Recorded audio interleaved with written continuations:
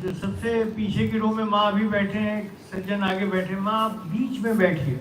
हम लोग बार बार इन सर को भी कह दीजिएगा, sir please sit in the centre. आज विशेष रूप से हम प्रार्थना कर रहे हैं, आप जो बैठे हैं अगर खाली रो है बीच में से बैठना चालू करिए, साइड सीट मत पकड़िए। प्रार्थना है।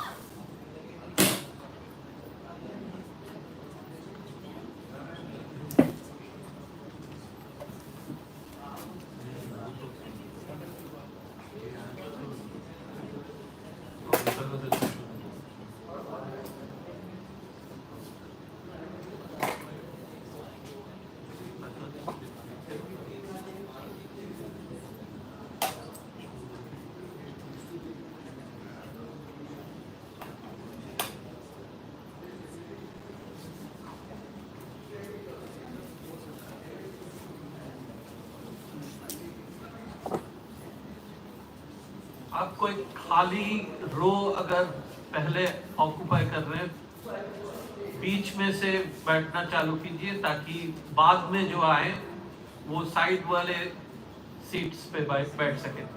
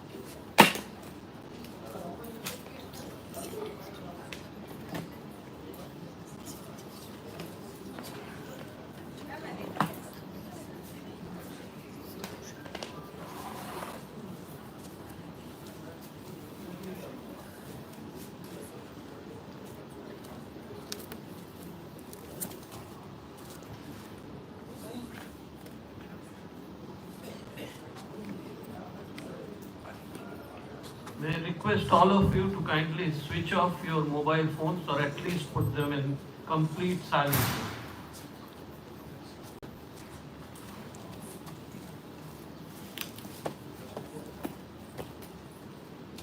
आपके मोबाइल फोन्स को या तो बिल्कुल स्विच ऑफ कर दीजिए, नहीं तो साइलेंट मोड में रख दीजिए, कंप्लीट साइलेंट मोड।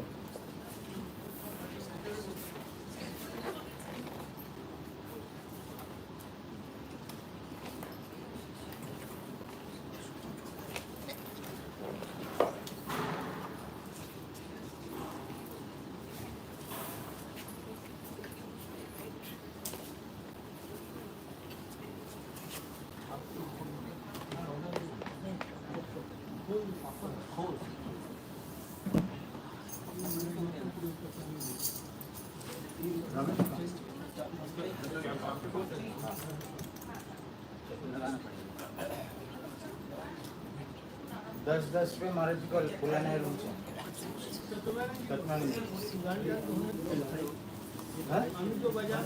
अरे 10 में खत्म आपका उसके बाद कोई सुनेगा नहीं। नंबर क्या है? 124।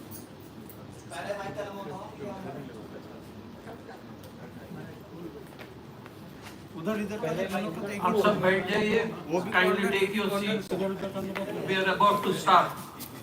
उधर ले जाने से भी कॉर्नर ही होगा, यहाँ से भी थोड़ी एक ही एंगल उधर लगा। आप सभी को मेरा नमस्कार, good morning and welcome to you all. Today is the second day of our annual celebrations of this year, and we commemorate this with the Swamiji Day in the first half of today's program and Sri Ramakrishna Day on the second half of this program. We'll start by group singing of Bhavasagar Taranam, and leading the bhajan will be Brahmachari Rishikesh Maharaj, and accompanying him on the whole is Brahmachari Shukanto Maharaj, and on Manjira is our on Sri Ramesh Trivedi. Okay. Please join the singing.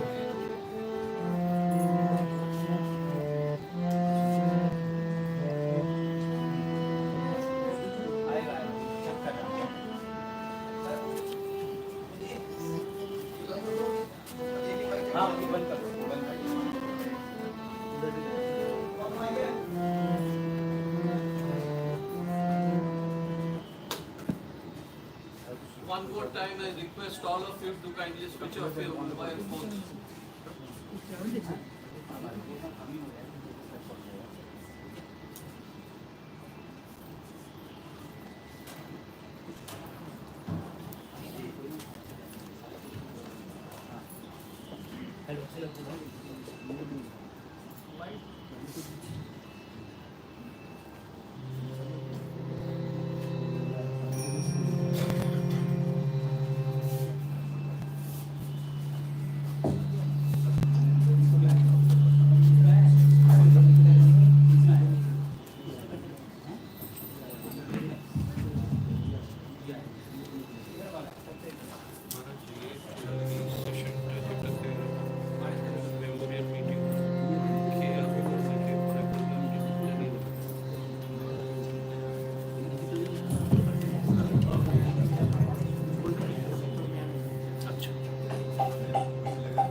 Hello, hello.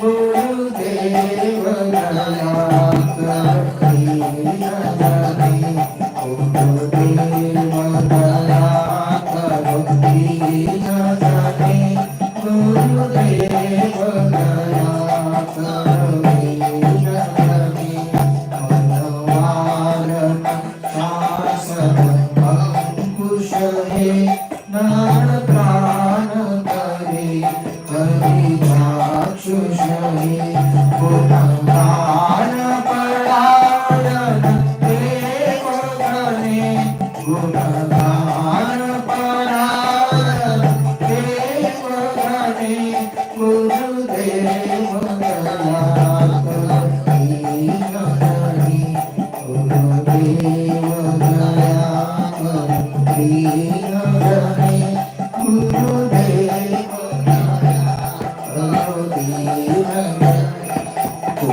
Kundalini घुमभंज कहे निधि ग्रंथि विदारण कारण है मम मानस चंचल रात दिने मम मानस चंचल रात दिने गुरुदेव दया करो दीन जने गुरुदेव दया करो दीन जने गुरुदेव दया करो दीन जने रिपुसूदन मंगल नायक है सुख शांति वाला भयदायक है पाप हरे तब पाप गुने पाप हरे तब पाप गुने गुरुदेव दया करो दीन जने गुरुदेव दया करो दीन जने गुरुदेव दया करो दीन जने अभिमान प्रभाव विमद कहे मतिहीन जने तुम्हें रक्षक है चित शक्ति चित भक्ति भने चित शक्ति चित भक्ति भने गुरुदेव दया करो दीन जने गुरुदेव दया करो दीन जने गुरुदेव दया करो दीन जने तब नाम सदा शुभ साधक है पति बाधव मानव बाधक है मही माधव गोचर शुद्ध बने मही माधव गोचर शुद्ध बने गुरुदेव दया करो दीन जने गुरुदेव दया करो दीन जने गुरुदेव दया करो दीन जने जय सद्गुरु ईश्वर प्राप्त है भवरोग विकार विनाशक है मन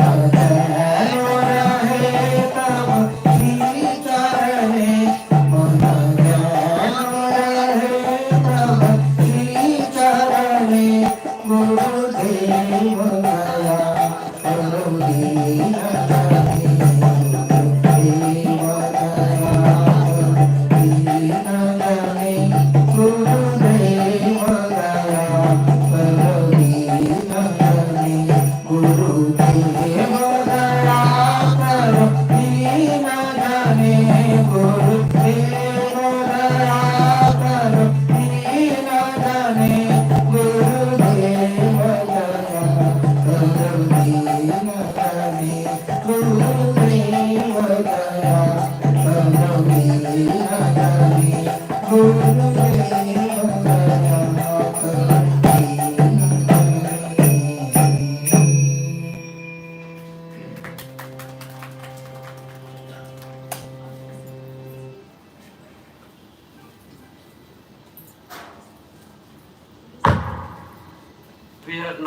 going to start our morning session on Swamiji, and the topic is Swamiji and Mother India. Swamiji or Bharat Mata. May I first request Revered Swami Tattwamayanandaji Maharaj to welcome you all.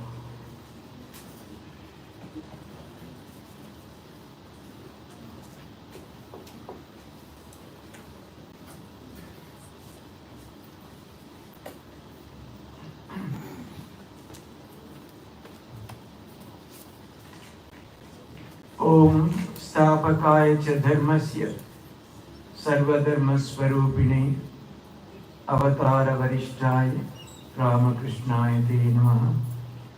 जननीं शारदां देवीं रामकृष्णं जगद्गुरुं पादपद्मे तयोश्रित्वा प्रणमामि मुहुर्मुहुः। नमस्ते यतिराजाय विवेकानंद सूर्ये सच्चित् सुख स्वरूपाय Swami Tapahari. Swamiji holds a very special place in our hearts because all that we see today as Ramakrishna Math, Ramakrishna Mission, it's all due to Swamiji. Of course, behind that was the divine will of Sri Ramakrishna. But all that has taken shape, it's entirely due to Swami. He is, as it were, the public face, the real exhibition of these two great mighty organizations, Ramakrishna Math and Ramakrishna Mission. So he is really, in fact, all of us, majority of the monastics, all have got introduced to the order, to everything through Swami. Many youngsters, many others, they all learn much about Sri Ramakrishna, etc. later. But to start with, it's always Swamiji. So obviously, he is virtually the supreme or the ultimate of the order, we can say. So it's only in the fitness of things that we discuss about Swamiji today. Swamiji and Bharat Mata is often described as condensed India. Ghanibhut Bharat is one expression that is used about Swamiji. And Raghavendranandaji says, if you want to know India, study Vivekananda. In him, everything is positive and nothing negative. Mahatma Gandhi एक बार बेलूर मठ भ्रमण करने के लिए आए थे 1921 साल में। पूरी तरह सब लेके जाते समय उन्होंने विजिटर्स बुक में लिखा, I've gone through the works of Swami Vivekananda. After reading them, my love for my country grew 1,000-fold. की किताब पढ़ने के बाद मेरा देश प्रेम 1000 गुण वृद्धि पाया। महात्मा गांधी अपना हाथ से लिखा, probably even now that's available, although it's not generally openly kept for display and all that. One of his great American admirers, Sister Christine, in her reminiscences, she writes, our love for India gave birth in our hearts when we first heard him pronounce that 5-letter word. India में तो अंग्रेजी में 5 अक्षर हैं। पहले बार उनकी मुंह से वही 5 अक्षरी शब्द हम लोग सुना, उसी समय हम सबको हृदय में भारत का प्रेम जन्म लिया था। She adds, you know, the way he would pronounce that word, so much he could convey. The great glory, heritage, culture of India's past, its present degradation, its future glory. He says everything he could convey Just by the word, he will pronounce that word India. Amazing. So, if you also look at Sri Ramakrishna's life, Swamiji's life, when Nivedita wanted to come and serve India, the one condition he laid down was, I don't want one more addition to the list of people who criticize India. बाहर के तो बहुत लोग इतने बुरा बुरा बोलते हैं, गंदा है, ये है, सही है, अशिक्षित है, कुसंस्कार है. उस तालिका में फिर एक नाम में नहीं जुड़ना चाहता. Don't come. You will see everything. Many things you will see. Are you prepared? He was not worried about her capacity to work or what she would work. The first condition he laid down was, I don't want to hear any criticism from you about it. Are you ready? Because that person's love for India. ऐसे भी हुआ एक बार, वो आलसिंगे परिमान स्वामी जी निवेदिता कहाँ भ्रमण करने के लिए थे, may be somewhere probably in northern India. तो आलसिंगा बहुत बड़ा बड़ा उनका कोई वैष्णव चिन्ह, दक्षिण भारत जो अयंगार ब्राह्मण थे वो सब वो बड़ा उसमें तो शिकार तो रखते थे, वो भी लगाते थे. There's actually 2 white lines with a big red mark at the center. With all the traditional Vaishnavas, even now Ayengars they use. तो निवेदिता उनकी तरह देखा, ये क्या आलसिंगा इतना तक नहीं बढ़ा. ऐसा स्वामी जी ने डांटा. What do you know about him? And he went on and on and on and scolded her so much. Nivedita was literally in tears. She wept. She understood how dear was India to Swamiji's heart. In fact, if you look at Swamiji's life, the whole idea of Swamiji being tied down to this earth was because of Mother India. क्योंकि उन्होंने तो ये सब काम दाम करने के लिए नहीं आए थे. उनका आप साधारण मनुष्य की तरह आप सोचिए उनके बारे में. 16-17 साल से भगवान है कि नहीं, भगवान लाभ करना वही एकमात्र उद्देश्य था. ठाकुर के पास आके भी उन्होंने निर्विकल्प समाधि ही चाहते थे और कुछ नहीं चाहते थे. लेकिन उस समय ऐसी 3 प्रसिद्ध घटना, उसी से धीरे धीरे उन्होंने सोचा मेरा मुक्ति, मेरा उस सब के भी अलग मेरा कुछ करना है. जिस कारण से वो आए थे धरती पे, श्री रामकृष्ण हमेशा कहते थे, लेकिन स्वामी जी तब तक ठीक समझ नहीं पाया था. It's done in a divine way. It is done like that. If only if they know who they are, obviously they can't stay on this earth. They will really take to flight and reach that infinite heights of their original nature. लेकिन वो धीरे धीरे धीरे, क्योंकि वो निर्विकल्प समाधि की बात श्री रामकृष्ण ने कहा, अभी तो this treasure would remain locked. ये मेरा बंद कर दिया चाबी देकर. तुम्हारा तुमको माँ की काम करना है, उसकी बाद दोबारा तुम्हारा अनुभव होगा. But he would not understand even then. He went to Pahari Baba. He tried. He could not. Slowly, the inner transformation was happening. When he went to Kanyakumari, sat on that rock for 3 days and 3 nights. 3 दिन 3 रात वो ध्यान मग्न थे. उस समय सब उनको साफ हो गया. धरती पे क्या करना है, भारत के लिए क्या करना है, अगले कदम क्या है, क्यों पश्चिम में जाना है, वो क्या, everything was very crystal clear to him.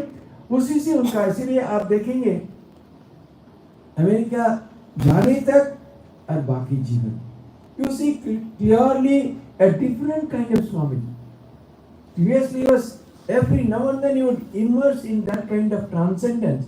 लेकिन उसके बाद हमेशा है भारत की उद्बुद्ध करना, उत्साह देना, ऊर्जा, inspiring youngsters, ये देश के प्रति क्या कर्तव्य. So completely quite unlike that original Swami. Because संभवामि आत्ममाया, खुद ही उन्होंने अपनाया एक देश के लिए. And it went on and on, but then you clearly see a change again back to his original level in that very famous letter he wrote in 1900, April some date, was probably to Joe. She says, Joe, after I have bundled my belongings and I'm waiting for that deliverer. Oh Shiva, take me across the ocean to the other shore. मैं तो सब बांध चुका हूँ, तैयार हूँ, मेरे पार करो. It's very beautiful song also. Oh Shiva, पार करो मेरे. So that was the end. And he writes, after all, I am that boy who used to sit with rapt wonder at the feet of Saint of Dakshineshwar, doing good, leading, all that. There are superimpositions. मैं तो एक बालक हूँ, वो चकित होकर वो दक्षिणेश्वर वो संत की चरण में बैठ रहा था. ये काम करना, दिशा दिखाना, ये सब मेरा स्वभाव में नहीं है. God is a leader, everything. Again, no, that's how he ends that letter. Then it was a completely never to return condition. And afterwards, whosoever would ask, he would say, दूसरी के पूछो, मेरा ये सब में मन नहीं है. I am preparing for the great exit. So, it was this India which really held Swamiji to his earth. But for that, he would not have stayed here at all. So, you imagine what an important role a Bharat देश है स्वामी जी के जीवन में, क्योंकि उसकी वजह से वो उन्होंने ये धरती पे रह पाया. And not only that, he has given us enormous amount of every kind of wealth you can imagine. In every aspect of society he has spoken about politics, about economics, about commerce, about trade, about uplift of human, uplift of masses, our youth, region, everything you will get in his works. It's going to take hundreds of years for us to understand the real dimension of Swamiji. Lekin, even if you, in a small way, associate with Swamiji at the level of the heart, we cannot but love Mother India and try to serve us in whatever way possible. We have with us two wonderful monks. One is Swami Tattwamayanandaji, the minister in charge of the Vedanta Society, Northern California or San Francisco. They are very erudite scholar, well versed in the scriptures, particularly the Shankara Vedanta. Is one of the very few Swamis who have undergone traditional Sanskrit learning, can say. And of course, our Raghavendranandaji is no stranger to you. आप जब जानते हैं, बहुत बार दिल्ली में उनके बुलाया, मैं जब भी बुलाता हूँ उनके आना ही पड़ता है. Is always kind to us. अभी तो बहुत बड़ा एक मठ सेंटर का अध्यक्ष बन गया, लेकिन we continue to treat him as the same old Sunil Maharaj. जब भी बुलाते हैं वो आ जाते हैं. Is now head of Ramakrishna Math Nagpur. और बहुत ही सुंदर हिंदी में तो भाषण देते हैं. So let us listen to these two great Swamis. Namaskar.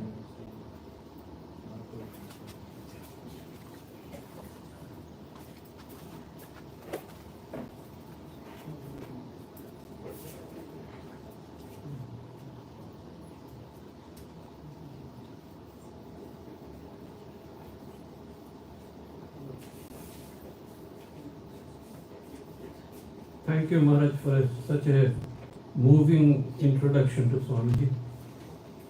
May I request now Revered Swami Tattwamayanandaji to speak on the topic, Swamiji and Mother India. Maharaj, please.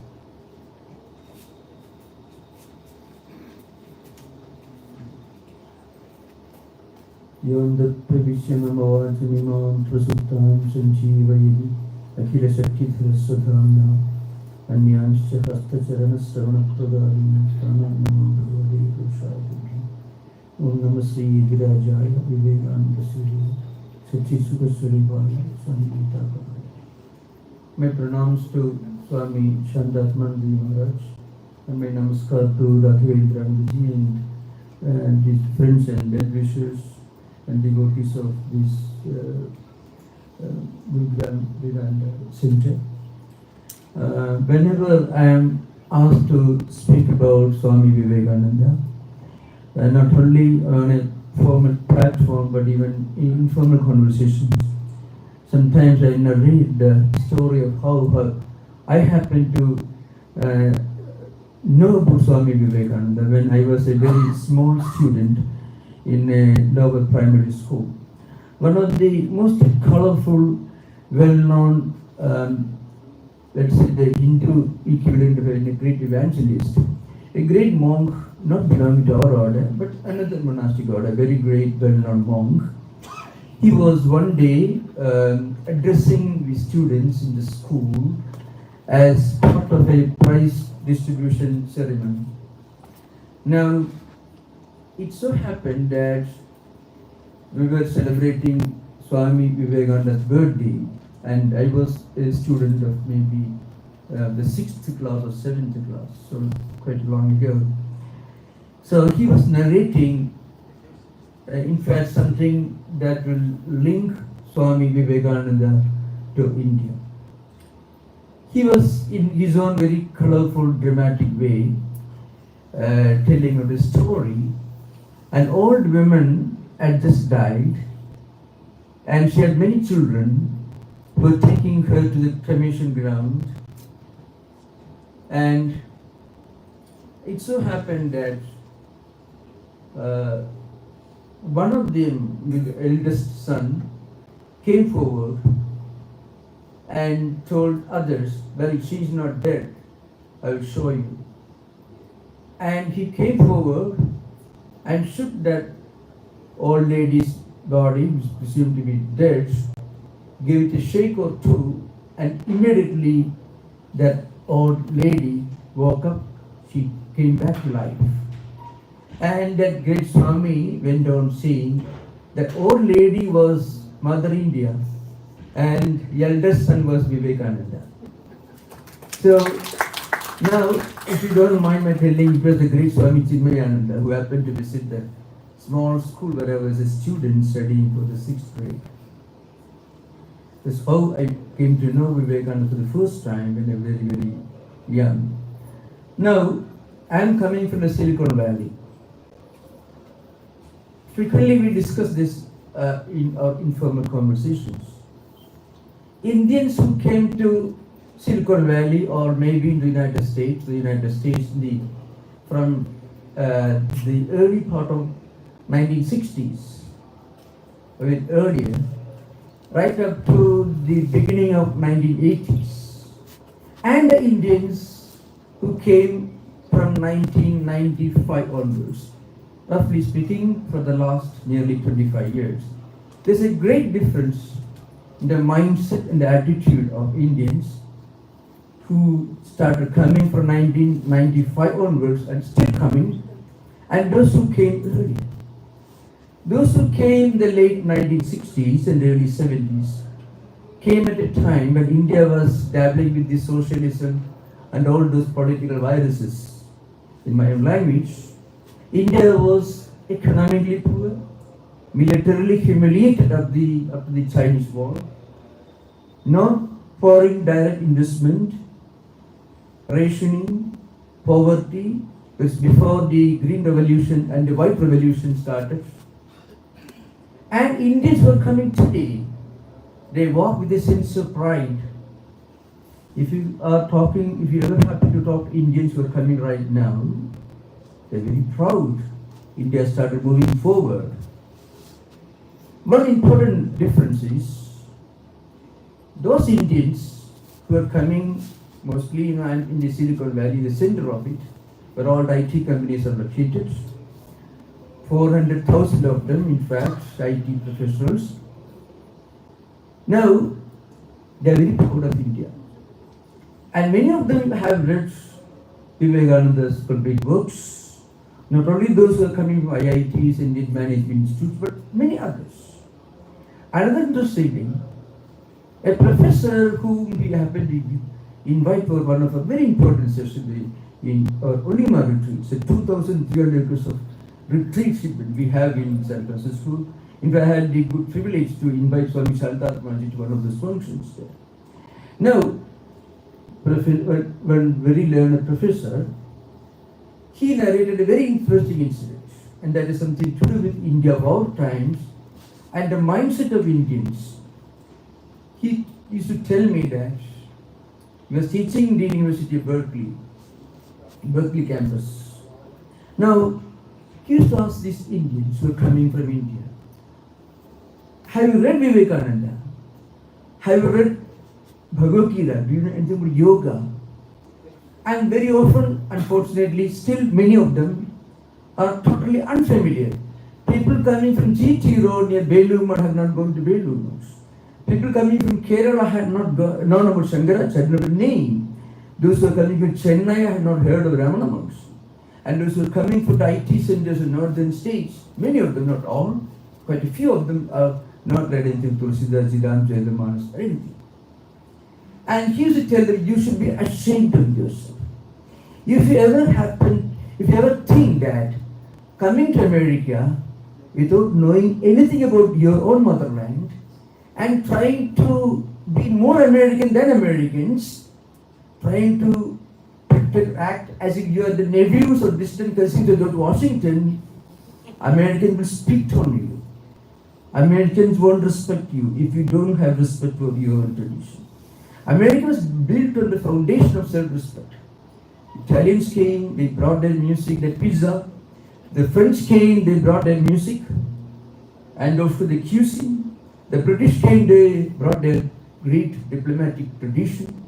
The Germans came, they brought their perfectionism. The Russians came, they brought their Turgenev, Gogol, Belinsky, Tolstoy, and of course the great Dostoevsky. So each of these countries, people from different nations, have come to America, that enriched America with their own culture, and they are very proud of it. If you go to America and say, I'm coming from India, very backward, very poor, I would rather live like you, I respect you, I want to be like you, they won't care a damn. Do you think that if a beggar who has absolutely not a penny in his pocket, and you are a very rich man, a billionaire, he tells you, well, I would like to live in your home. You don't bring him back. Suppose he has his own home, and then you may invite him to your home. This is the story of Indians. Today's Indians are very proud, and you know, there is a reason for it. Swami Vivekananda, in one of his lectures, makes a very profound and far-reaching statement. He says, what we need today is a harmonious blending, a friction-free blending, a harmony of the best values of the European culture, American culture, organizational skill, institutional skill, leadership skills, efficiency, the ability to come forward and coordinate and work for a common cause, and also in the sense of creative patriotism, plus India's own spiritual values. These should be combined. You know, if we go to San Francisco, as it frequently happens, one of our devotees proudly proclaimed he's a barber. And in India, you don't expect a gentleman to say, I'm a barber with a sense of pride, with dignity of labor. All these great things we have to learn from Americans. At the same time, culture, tradition, values, a sense of sanctity and sacredness of the institute of marriage, family relations, all these constitute our own priceless treasure and wealth that we should keep intact. Now coming to the subject, Swamiji, Tattwamayanandaji briefly referred to. One of the best introductions to Swami Vivekananda's life and personality and teachings and contributions appear in Sister Niveda's introduction to the first volume of Complete Works, where she says, three important streams constituted the essence of Vivekananda's personality and his philosophy. One, Sri Ramakrishna's training, Guru. Second, motherland. Third, his unique kind of education that he received, both Sanskrit and English, both Eastern and Western education. Now, if you follow Vivekananda's footsteps during his Colombo to Almora lectures, all the way from Colombo right up to Almora. After landing in Colombo in 1897, Vivekananda makes a statement that if Manu returned to India today, he won't find himself in a strange land, he won't be bewildered. Manu was a lawgiver who lived roughly around the 3rd millennium BC. Now, and Swamiji says, if the great lawgiver who lived 5,000 years ago visited India today, he will find the same great ancient tradition continuing. Look at the music, the dance forms, the art forms, philosophy, everything has deep roots going back to thousands of years. The same Vivekananda, when he moved from Colombo to Almora, he makes some very, very interesting observations. And he actually, like a doctor treating a patient, like a physician trying to do blood tests for a patient to find out what is gone wrong with that patient, Swamiji treats Indian nation, Indian culture, Hindu tradition as if India or Indian motherland, India's culture is some kind of a patient. Swamiji says, in spite of our great tradition, spirituality, India produced not only great spiritual teachers but also great physicists, mathematicians. Bhaskara, Aryabhatta, Charaka, Susuda, physicists, astronomers, and of course mathematicians and medical scientists, Charaka, Susuda, and so on. In spite of all that, 1,000 years of slavery. So Swamiji repeats again and again. What's the reason for it? The reason is not far to seek. Then Swamiji repeats a statement that actually comes from, later was defeated by de Gaulle when the British tried to divide France into 2 pieces after the Second World War. Mostly Churchill was the man behind it. They called it British chicanery, as the Frenchmen call it. So Swamiji says, united we stand, divided we fall. This expression was later used by Winston Churchill. Swamiji says, why was the handful of Europeans could come to this country, the entire nation lay prostrate before them? So Vivekananda. Then he says, the answer is not far to seek. United we stand, divided we fall. So India is spiritually rich. India is actually a superpower, has always been a superpower in literature, in philosophy, in spirituality. But that's not enough. You can boast of the greatest spiritual traditions in the world, but if you're poor, if you're backward, if you're weak, you will not have the strength to defend it, to preserve it. And it took a Vivekananda to tell Indians about the importance of science and technology, about the importance of secular education, about the importance of unity, the importance of dynamism, activism, something very interesting, very mind-boggling. It took a monk to tell Indians that poverty is not a great thing. In the name of spirituality, if you drink goat milk and remain eternally poor, and then boast of spirituality, the whole world will mock at you.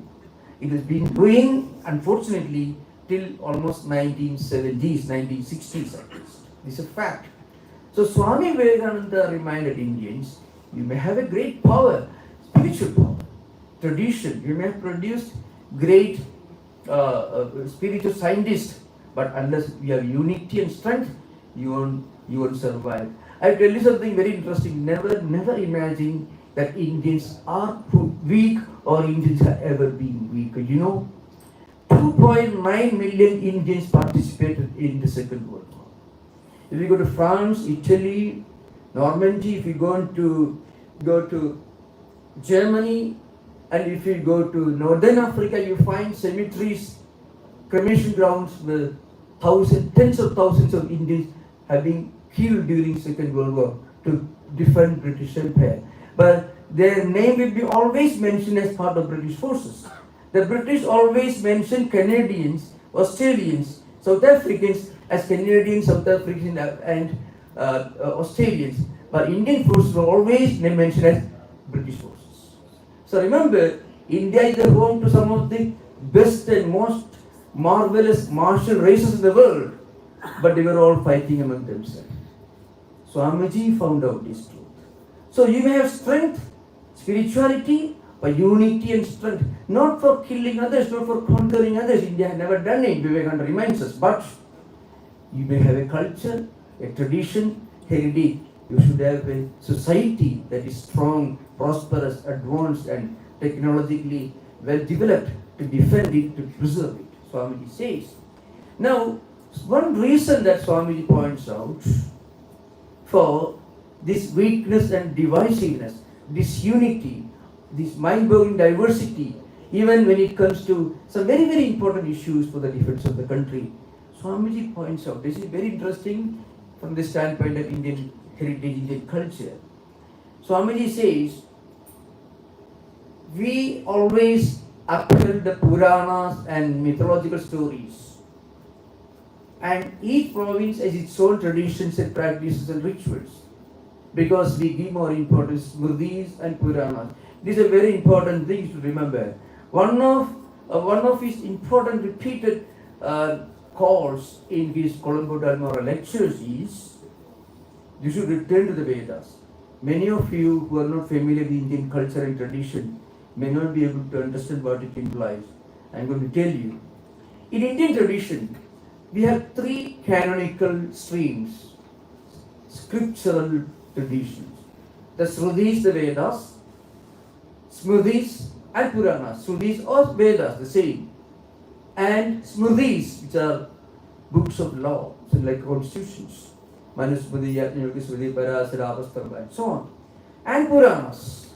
What happened in India, according to Vivekananda, was instead of giving importance to the harmonizing, unifying, invigorating, strengthening, inspiring messages of the Srutis or Upanishads, they gave more and more importance to rituals, external rituals, highly divisive teachings with the Puranas and Smritis.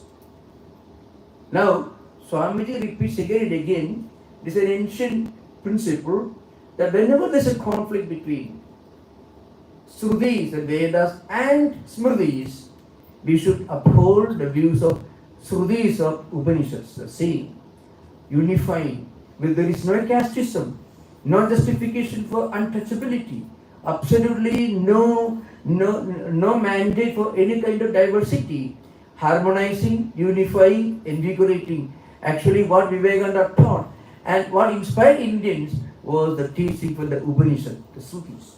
So Swamiji says there is a conflict between Srutis or Upanishads, that's called Vedanta, and Smritis, that is law codes, and Puranas. We should always give importance to Upanishads. Swamiji says again and again, if you look at what I've taught, what I preached, you find I have only taught the Upanishads, nothing else. Now, according to the ancient Smritikaras themselves, they tell us that if our teachings contradict the teachings of the Upanishads, don't listen to us. You uphold the teachings of the Upanishads and you don't care for the teachings of the Smritis. These are the views expounded by, articulated by the authors of Smritis. So this Smriti Virodeshu, Sudhireva Gariyasi, Avirodetu Sada Karyam Smartam Vaidika Sada, Jabala Smriti. So this Smriti Purananam Virodho Etra Dishade, Tatra Sraudam Pramanam Syat, Ayodha, this Smriti Vara, the Vyasa Smriti. Srutis, Smriti Puraneshu, Virodeshu Paraspara, Purvam, Viliyasya, Idi Nyaya Viduhu, this Apastam Smriti. Three important Smritikaras themselves proclaim that if there is any contradiction or conflict between the highly unifying, invigorating, inspiring and eternal messages of the Upanishads and the Smritis and Puranas, you should uphold Upanishads and disregard the teachings of the Smritis. But what happened in India was every state has its own Smritis. or Puranas, and they thought that's the greatest thing in the world. So Swamiji says we should return to the Vedas, return to the Upanishads, return to Vedanta. And again, you find, if you look at Vivekananda, you find the seed of all the great social reform movements that really started in 20th century India began with the advent of Vivekananda. The Swami Vivekananda historically for the first time pointed out the problem of casteism.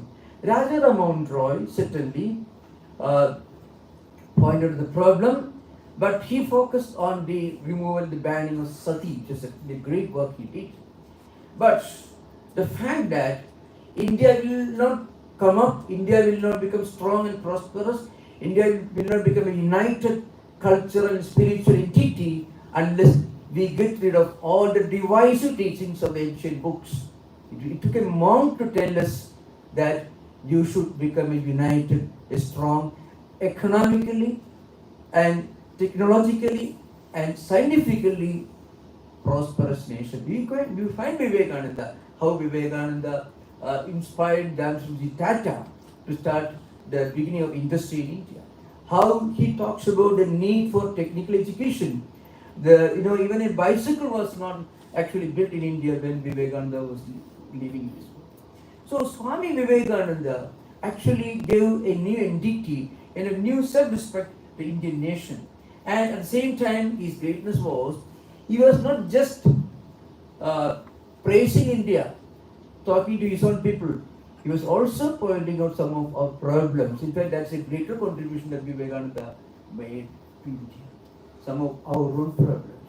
A doctor, suppose a doctor comes to you and you are sick, you have fever, you have some kind of physical illness, and if a doctor comes to you and tells you you're okay, you go home, he won't be a very good doctor. He's certainly not your best friend. A doctor is a doctor if the doctor finds out a real problem and prescribe the right medicine for that illness. Swamiji did that.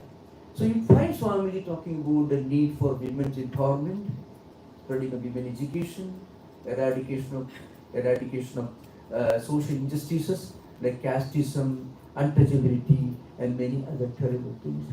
But remember, Swamiji's greatness was, he was not talking about as an anarchist, ultra-modern, all-negating revolutionary. Swamiji was a revolutionary in a very, very positive sense. In fact, Swamiji says what we need is evolution and not revolution.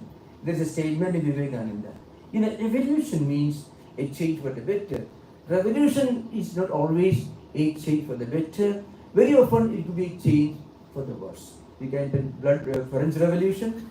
French Revolution is followed by the blood part, in which many of the leaders of French Revolution were guillotined, they were put to genocide, and it also led to the emergence of Napoleon Bonaparte, who was a far greater dictator than Louis XVI, who his family was massacred in the French Revolution, or even Bolshevik Revolution. It led to the emergence of a far worse dictatorship than what it sought to remove by the old Tsarist dynasty. So it means Swamiji says what we need is not revolution, it's not always a change for the better, but an evolution which is essentially, invariably a change for the better. It will improve the existing system. So Swamiji says we should bring back our ancient Vedic way of life. Many of us who are not familiar, I can't say I'm not familiar because I've spent decades studying Vedas in a traditional way. But those who are not familiar with the Vedic tradition may not know if you look at the Vedic culture, you'll be surprised. Remember, Vedic tradition, Vedic heritage, Swamiji reminds us, is much more ancient than the Egyptian, the Babylonian, the Greek, the Chinese, or the Roman, the Sumerian, or the Greek civilizations. Indian civilization is far greater, far more ancient than any of these civilizations. And not only that, in Indian culture, Indian tradition, women were always given a high exalted position in society, in the Upanishads, in the Vedas, not in the Smritis. Because Smritis were always, very often, very, very very, very disturbing, very divisive. I can give you an example.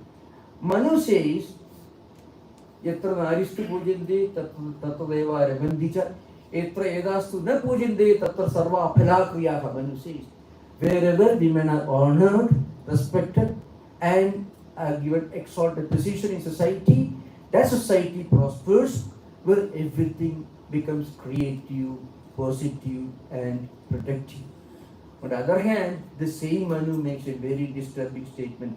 Asatantra Sriyakarya Purusheswe Divanisham Visheshu Sajjandya Samsthapaya Atmanavasi.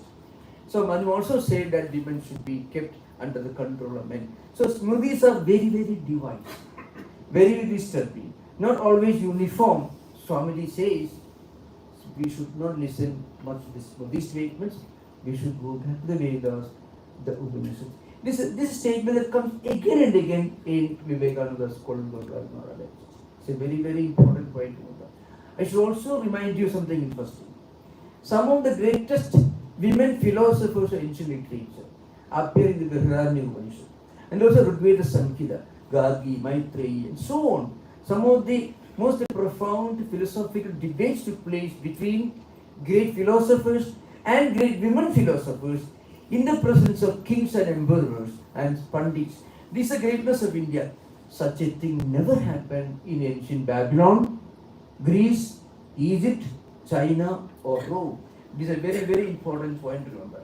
At the same time, Swamiji also talks about the need for the future. Swami Vivekananda again and again emphasized this point. We should harmonize, unify, put together, without any friction, the best of science and technology and the best of our own values. The best of the Occidental, the Western, with the best of Oriental or Indian. Now, Swamiji was a very great genius. You find something very interesting. Swami also points out the problems. Swami was traveling all over India during his Parivrajaka days from 1886 to 1893. This after Guru Maharaj passing away in 1886 till 1893 May, Swamiji was traveling all over India. At that time, Swamiji found many young graduates coming out of the presidency towns of India, very much ashamed of Indian culture, very proud of the European education. There was a time when Indian education was mostly, they only created Anglophiles. Those who, of course, America did not exist as a great cultural entity in the region of Indians. They only wanted to, of course, Indian civil service was not that open for Indians at that time when we were going to travel. It was much later. But Indians wanted to become some clerks, getting some education, and studying Eliot and, of course, Chaucer, Philip Sidney, Shakespeare, and be proud of that. And that only made them efficient clerks, fit to work in government offices at a very, very, very subservient level under the British forces. This was the dream of every Indian, Swami said. Now, so in modern times you find there is a great negative trend among educated people. Swamiji foresaw that. He also could foresee that. Swamiji says, sometimes by mistake, we may try to combine the negative elements of Eastern and the negative elements of Western. This can always happen. What Vivekananda wanted was to blend together, to harmonize and unify the positive elements of Indian culture, Indian tradition, Indian values, and the positive elements of Western culture, Western tradition, Western values. But frequently what happens is, there's an attempt, maybe unconsciously, people try to imitate and then combine and harmonize the negative elements of Western culture and the negative elements of Indian culture. So for a jealousy, quarrelsome nature, inability to work together, lack of dignity to labor, thoroughly Indian. At the same time, divorce, drinking, drugs, American. You often find in America, in San Francisco, I've seen many young Indians, and I'm sorry if you don't mind, techies. You find this tendency to be very superficial because you open the computer, one split second, and the screen comes. So that also will eventually influence you the way you look at life. Quick, smart, on the spot, now, rare, now, today. This is totally suicidal. So, and of course, I'm sorry to say, among the engineers and members of the Indian consulates, professors, they have a longer way of look, maybe a much longer way of looking at life, long-term expectations. Techies, they open the computer, they want to be smart, smart, quick, efficient, and do something new. So innovation is suicidal in culture. Innovation is a blessing in technology. In technology and science, management science, innovation is a blessing. But in life, real life, innovation is suicide. Suicidal is the great thing. So what Vivekananda wanted was to be as efficient, as effective, as prosperous, as vigorous as, let's say, Warren Buffett, Bill Gates, or the founder of Tesla, or Apple. At the same time, if you can have a Rishi's outlook means the attitude of a spiritual seeker. Now, I can explain this. Rajanasta Vishayasya Rajasena. The Rishi Rajashi Shabda was used in Bhagavad Gita. Imam Vivasade Yogam Proktavan Ahamavayam Vivaswan Manave Praha Manuvi Ikshakavya Bravi Evam Parampara Praptam Imam Rajasya Vidhu Sakale Nahamahata Yogo Nashta Parandava. Actually, our tradition, our yoga tradition was maintained by great kings called the dynamism of Bill Gates and the spiritual outlook of a great Indian saint like Vasishtha. Vasishtha and, let's say, the Elon Musk or Bill Gates put together, that is what Vivekananda wanted. But frequently, what happens when it becomes culture, thoroughly Indian, backward, no innovation, superstitious, and also quarrelsome, no ability to come together, work for a common cause. At the same time, in lifestyle, 3-4 divorces, drugs, and superficial outlook. So Swamiji wanted a combination of the positive virtues.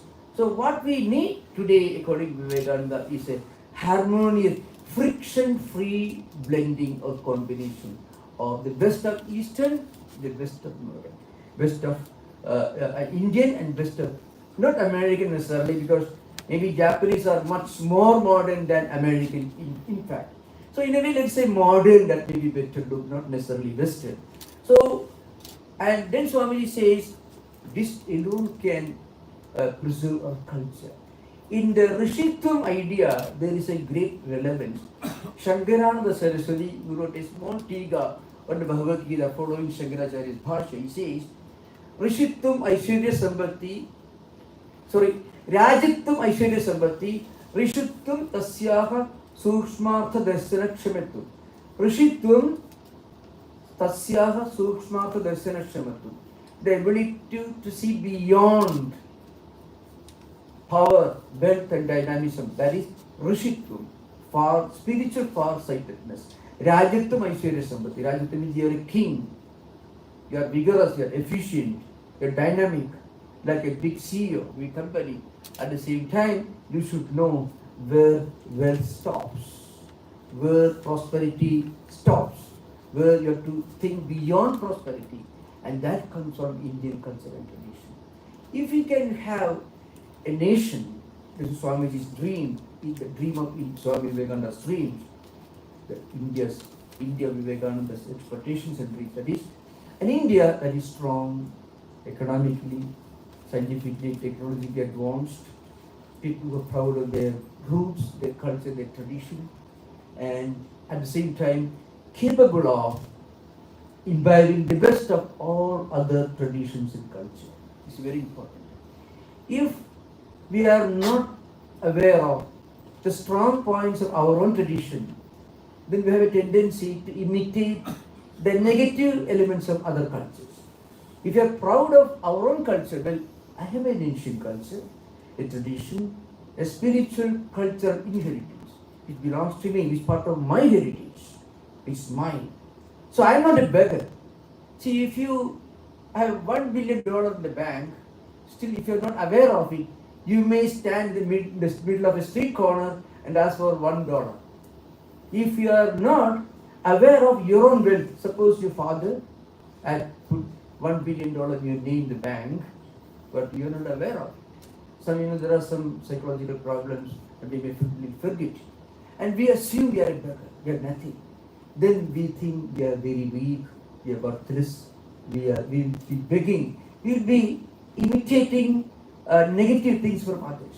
But suppose we are proud of, not without justification, proud in a very, very positive sense, not fanatical jingoism or parochialism, but rightfully proud of, positively proud of our culture, our tradition, our values, our spiritual inheritance, and we are aware of this, the greatness of this spiritual inheritance, then we won't be looking for nickels, we won't be looking for worthless things from other cultures. So this is very, very important for Indians, especially in modern time. When they go abroad, they should know something about their own culture, their own tradition, their own values. And Americans will respect it, or Europeans will respect it. It is very important. Because unlike many other religious traditions, everyone in this world knows Hinduism is creative. Wherever Hindus go, they enrich their culture. They strengthen. They make positive contributions to any nation in the world. Go to UK. They are not doing violence in UK. And unlike many other cultures I don't want to refer to. Wherever Indians go is a blessing to them. Every nation recognizes this fact. But at the same time, we should recognize that we own a great home, a great spiritual cultural inheritance, which is ours, which is what we can rightfully be proud of. And that will make others respect. On the other hand, if we are not aware of the greatness of our own culture, our own motherland, and if we imitate Westerners blindly, remember that will bring only ridicule and contempt. It's a psychological fact. So, Vivekananda, I want to conclude now. Vivekananda predicted that day will come when Indians will have the best of scientific, technological, management, education values. They will produce their own industries. They will become economically, scientifically, technologically advanced. At the same time, they will also keep intact their own cultural heritage. This has happened today. Today, if you go to Silicon Valley, you find CEOs of big international companies, all Indians. Remember, all of them, including the Prime Minister of UK, including many of the great politicians of India or in the United States, proud of their heritage. They're not ashamed of it, they're proud of it. Others also recognize that. Hinduism very, very positive, very constructive, very creative, very possible spiritual asset. Every nation recognizes this either reluctantly or with great enthusiasm. So Indians who are going abroad should remember they are the carriers and ambassadors of a great spiritual heritage. And when you are aware of it, you get more respect, more acceptance, and more recognition. So thank you. Namaskar.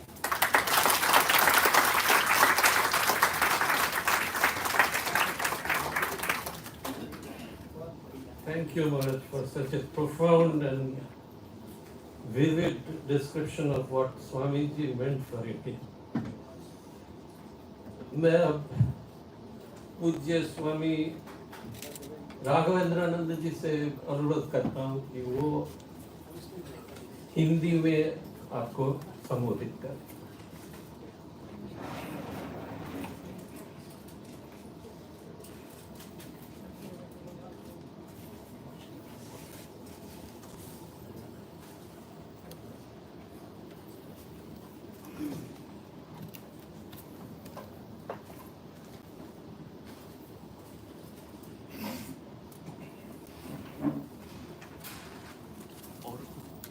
Om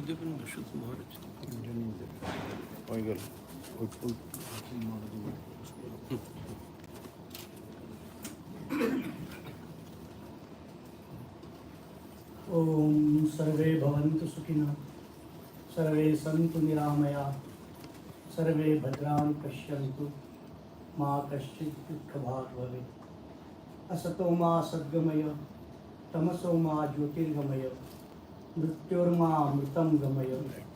Om Shanti शांति शांति। जननीं शारदां देवीं रामकृष्णं जगद्गुरुं पादपद्मे तयो श्रित्वा प्रणमामि मुहुर्मुहुः। नमः श्री यतिराजाय विवेकानंदसूरये सच्चित् सुखस्वरूपाय स्वामिने तापहारिणे। श्रद्धेय स्वामी शांतात्मानंद महाराज, श्रद्धेय स्वामी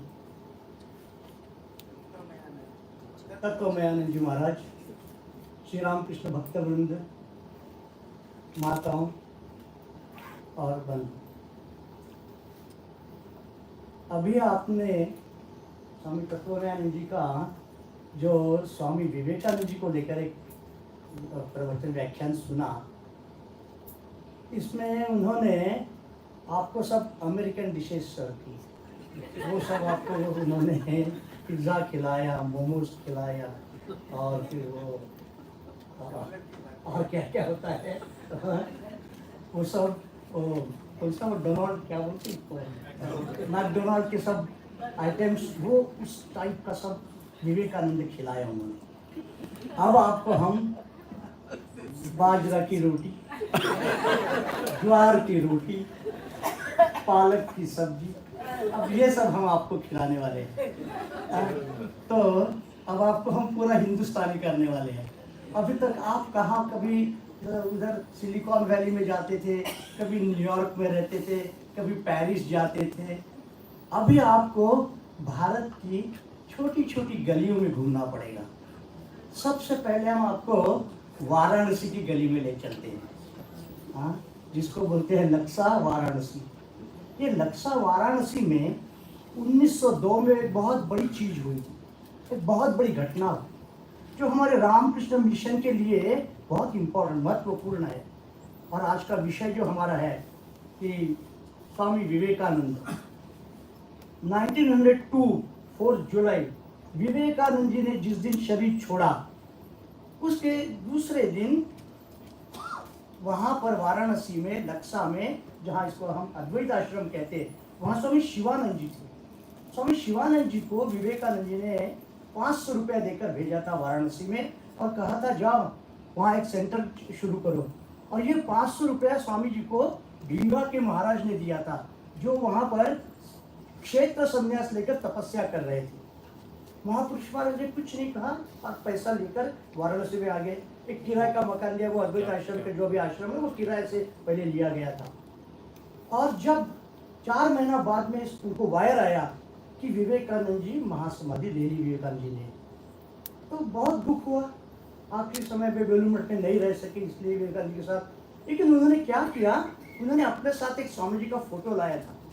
उस shrine में जो उन्होंने ठाकुर का फोटो रखा था, उसके नीचे, ठाकुर के फोटो के नीचे विवेकानंद जी का फोटो भी रख दिया। माने विवेकानंद जी शिवानंद जी के लिए कौन थे, कितने पूजनीय थे, कितने पूज्य थे, ये हम समझते इससे। अब दुर्भाग्य से 2 दिन बाद वहाँ मास्टर महाशय वगैरह कुछ लोग कलकत्ते से आए थे। अब देखा कि उनको भी न्यूज़ मिली थी कि स्वामी जी ने शरीर छोड़ दिया है। आश्रम में आए, देखा कि महापुरुष महाराज ने ठाकुर के फोटो के नीचे स्वामी जी को रख दिया है श्राइन में, और सब उसको प्रणाम भी करते हैं वहाँ। इनके लिए तब सब विवेकानंद नहीं थे। विवेकानंद ने हमारे भारत के लिए, पूरे मानवता के लिए क्या किया किसी ने समझा नहीं था। उनके लिए वो नरेंद्र था, नरेंद्र था केवल, रामकृष्ण का नरेंद्र। अरे नरेंद्र को ठाकुर के नीचे रख दिया। ठाकुर तो अवतार है, अवतार तुल्य है। जो राम, जो कृष्ण, जो शिवा, जो दुर्गा, जो काली, वही रामकृष्ण थे। और ये नरेंद्र को ठाकुर के नीचे रख दिया महापुरुष महाराज ने। मास्टर महाशय को बहुत बड़ा झटका पड़ा, और वो कलकत्ता वापस जाकर होली मदर को पूछते हैं माँ को कि माँ, नरेंद्र ने स्वामी शिवानंद जी ने, तारक महाराज ने वाराणसी में ऐसा ऐसा किया। अच्छा, माँ कहती है सुनने के बाद, तारक ने ठाकुर के नीचे नरेंद्र को रखा मंदिर में? ओ, बहुत गलत किया। मास्टर महाशय को लगा हुआ कि पकड़ा गया। माँ बोलती है तारक को लिख दो कि नरेंद्र को ठाकुर के बगल में रखो। आज अगर ठाकुर होते तो नरेंद्र को सिर पर लेकर नाचते। आज अगर ठाकुर होते तो नरेंद्र को सिर पर लेकर नाचते। क्यों?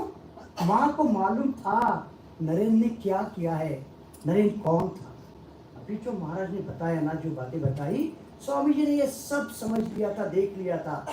वास्तविक स्वामी जी ने टेस्ला की लेबोरेटरी में गए थे स्वामी जी, और टेस्ला को बताया था कि ये तुम्हारे मॉडर्न इन्वेंशंस जो है ये कुछ नहीं करेंगे, भविष्य में इससे भाई भाई का दुश्मन बनेगा, बेटा बाप का दुश्मन बनेगा, कंपटीशन, ईर्ष्या, स्वार्थ इतना ज्यादा बढ़ जाएगा कि मनुष्य को जीना माने मुश्किल हो जाएगा। और आज हम देख रहे हैं, अभी पूरा समय नहीं हुआ लेकिन काफी इस मात्रा की बातें हम देख रहे हैं कि ये मॉडर्न इन्वेंशन से, मॉडर्न साइंस, मॉडर्न गैजेट्स ने आज हमारा जीवन कहाँ ला के रखा है। और हमारा आदर्श हमने बस ब्रिटिशों को हम अभी तक भूले नहीं है, ब्रिटिशों को अभी तक भूले नहीं है। जब भूलेंगे ना करके कहते हैं, जब 2014 में हमारा दूसरा सरकार गवर्नमेंट आई तो वहाँ लंदन में पब्लिश करके अभी भारत सही सही स्वतंत्र हुआ है। 1947 में हम स्वतंत्र नहीं हुए अभी। क्यों? क्योंकि अभी भारत जो स्वामी जी का भारत था, अखंडानंद जी कहते हैं हम लोगों का देहात्म बोध होता है। I am body, I am Raghavendrananda. Swami ji का I am India, I am Bharat, ये देशात्म बोध था स्वामी जी का। स्वामी जी कंडेंस इंडिया माने क्या थे? स्वामी जी के अंदर वो पूरी सनातन परंपरा थी, वो ऋषियों का ज्ञान था, और उसके साथ साथ ये मॉडर्न जो जगत है उसका ज्ञान उन्हें लेना पड़ा, लिया उन्होंने। क्यों? क्योंकि वहां जाकर उन्हें समझाना है। हमारी भाषा श्रुण्वन्तु विश्वे अमृतस्य पुत्रा आये धामानि दिव्यानि तस्तु, ये हमारा ज्ञान है, ये हमारे एसेट्स है, लेकिन हम उसको भूल गए थे। स्वामी जी को मालूम था कि यही हमारा, ये हमारी धरोहर है। हम लोगों को आये धामानि दिव्यानि तस्तु वेदाहमेतम पुरुषम महांतम आदित्य वर्णम तमसा परस्तात्, ये ज्ञान हमारे पास है। ये अंधकार से उजाले की ओर, अज्ञान से हम ज्ञान की ओर कैसे जा सकते हैं? इसका तरीका क्या है, क्या माध्यम है? ये हमारे पास है, जो दुनिया के पास नहीं है। और फिर भी समय का खेल है। भारत के दिन खराब थे, हम गुलाम थे। स्वामी जी ने कहा था कि ये गुलामगिरी में कोई बड़ा नहीं हो सकता। फ्रीडम फ्रीडम फ्रीडम, मुक्ति या मोक्ष, फ्रीडम से ही मनुष्य बड़ा होता है। और ये हमारा जो धर्म है, ये धर्म ये मानव जाति के लिए है। ये जो एक श्लोक आता है वो गीता में, भगवद गीता में, वो यत प्रवृत्तिर्भूतानाम येन सर्वम इदं ततं स्वकर्मणा तमध्यक्ष सिद्धिं विन्दति मानवः। ऐसा नहीं कहा सिद्धिं विन्दति हिंदवः, नहीं।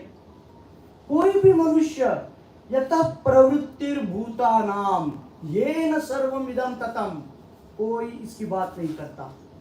जितनी भी प्रवृत्तियां मनुष्य में है, और ये सब कुछ जिससे आच्छादित है, जिससे ओतप्रोत है, जिसके अंदर वो चीज समाई हुई है जिसको हम सर्वम खलुइदम ब्रह्म कहते हैं।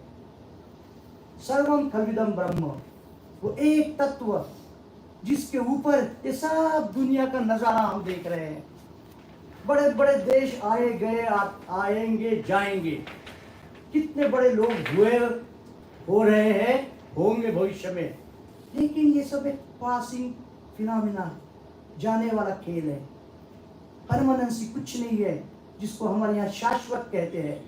शाश्वत यहाँ कुछ भी नहीं है। ये विवेकानंद जी ने पहले पकड़ा था अपने ज्ञान से, और फिर उन्होंने देखा कि मानव जाति अगर इसको नहीं लेगी, केवल ये ऊपर ऊपर जो दिखता है 4 दिन की चांदनी, चमकती चांदनी, इसको अगर सही समझेंगे, इसी को अगर जीवन समझेंगे, इसी को अगर जीवन का लक्ष्य गोल बनाएंगे, तो मानव जाति कहाँ जाएगी?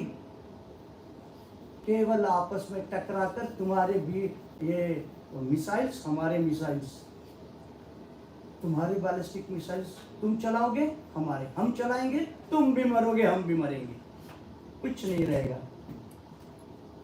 यही इसका परिणाम होने वाला है।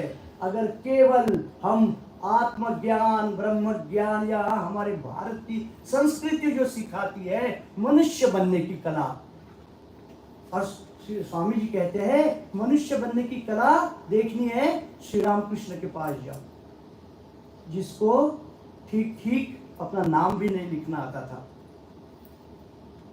वो श्री रामकृष्ण एक सही मनुष्य थे, और उन्होंने क्या नहीं किया।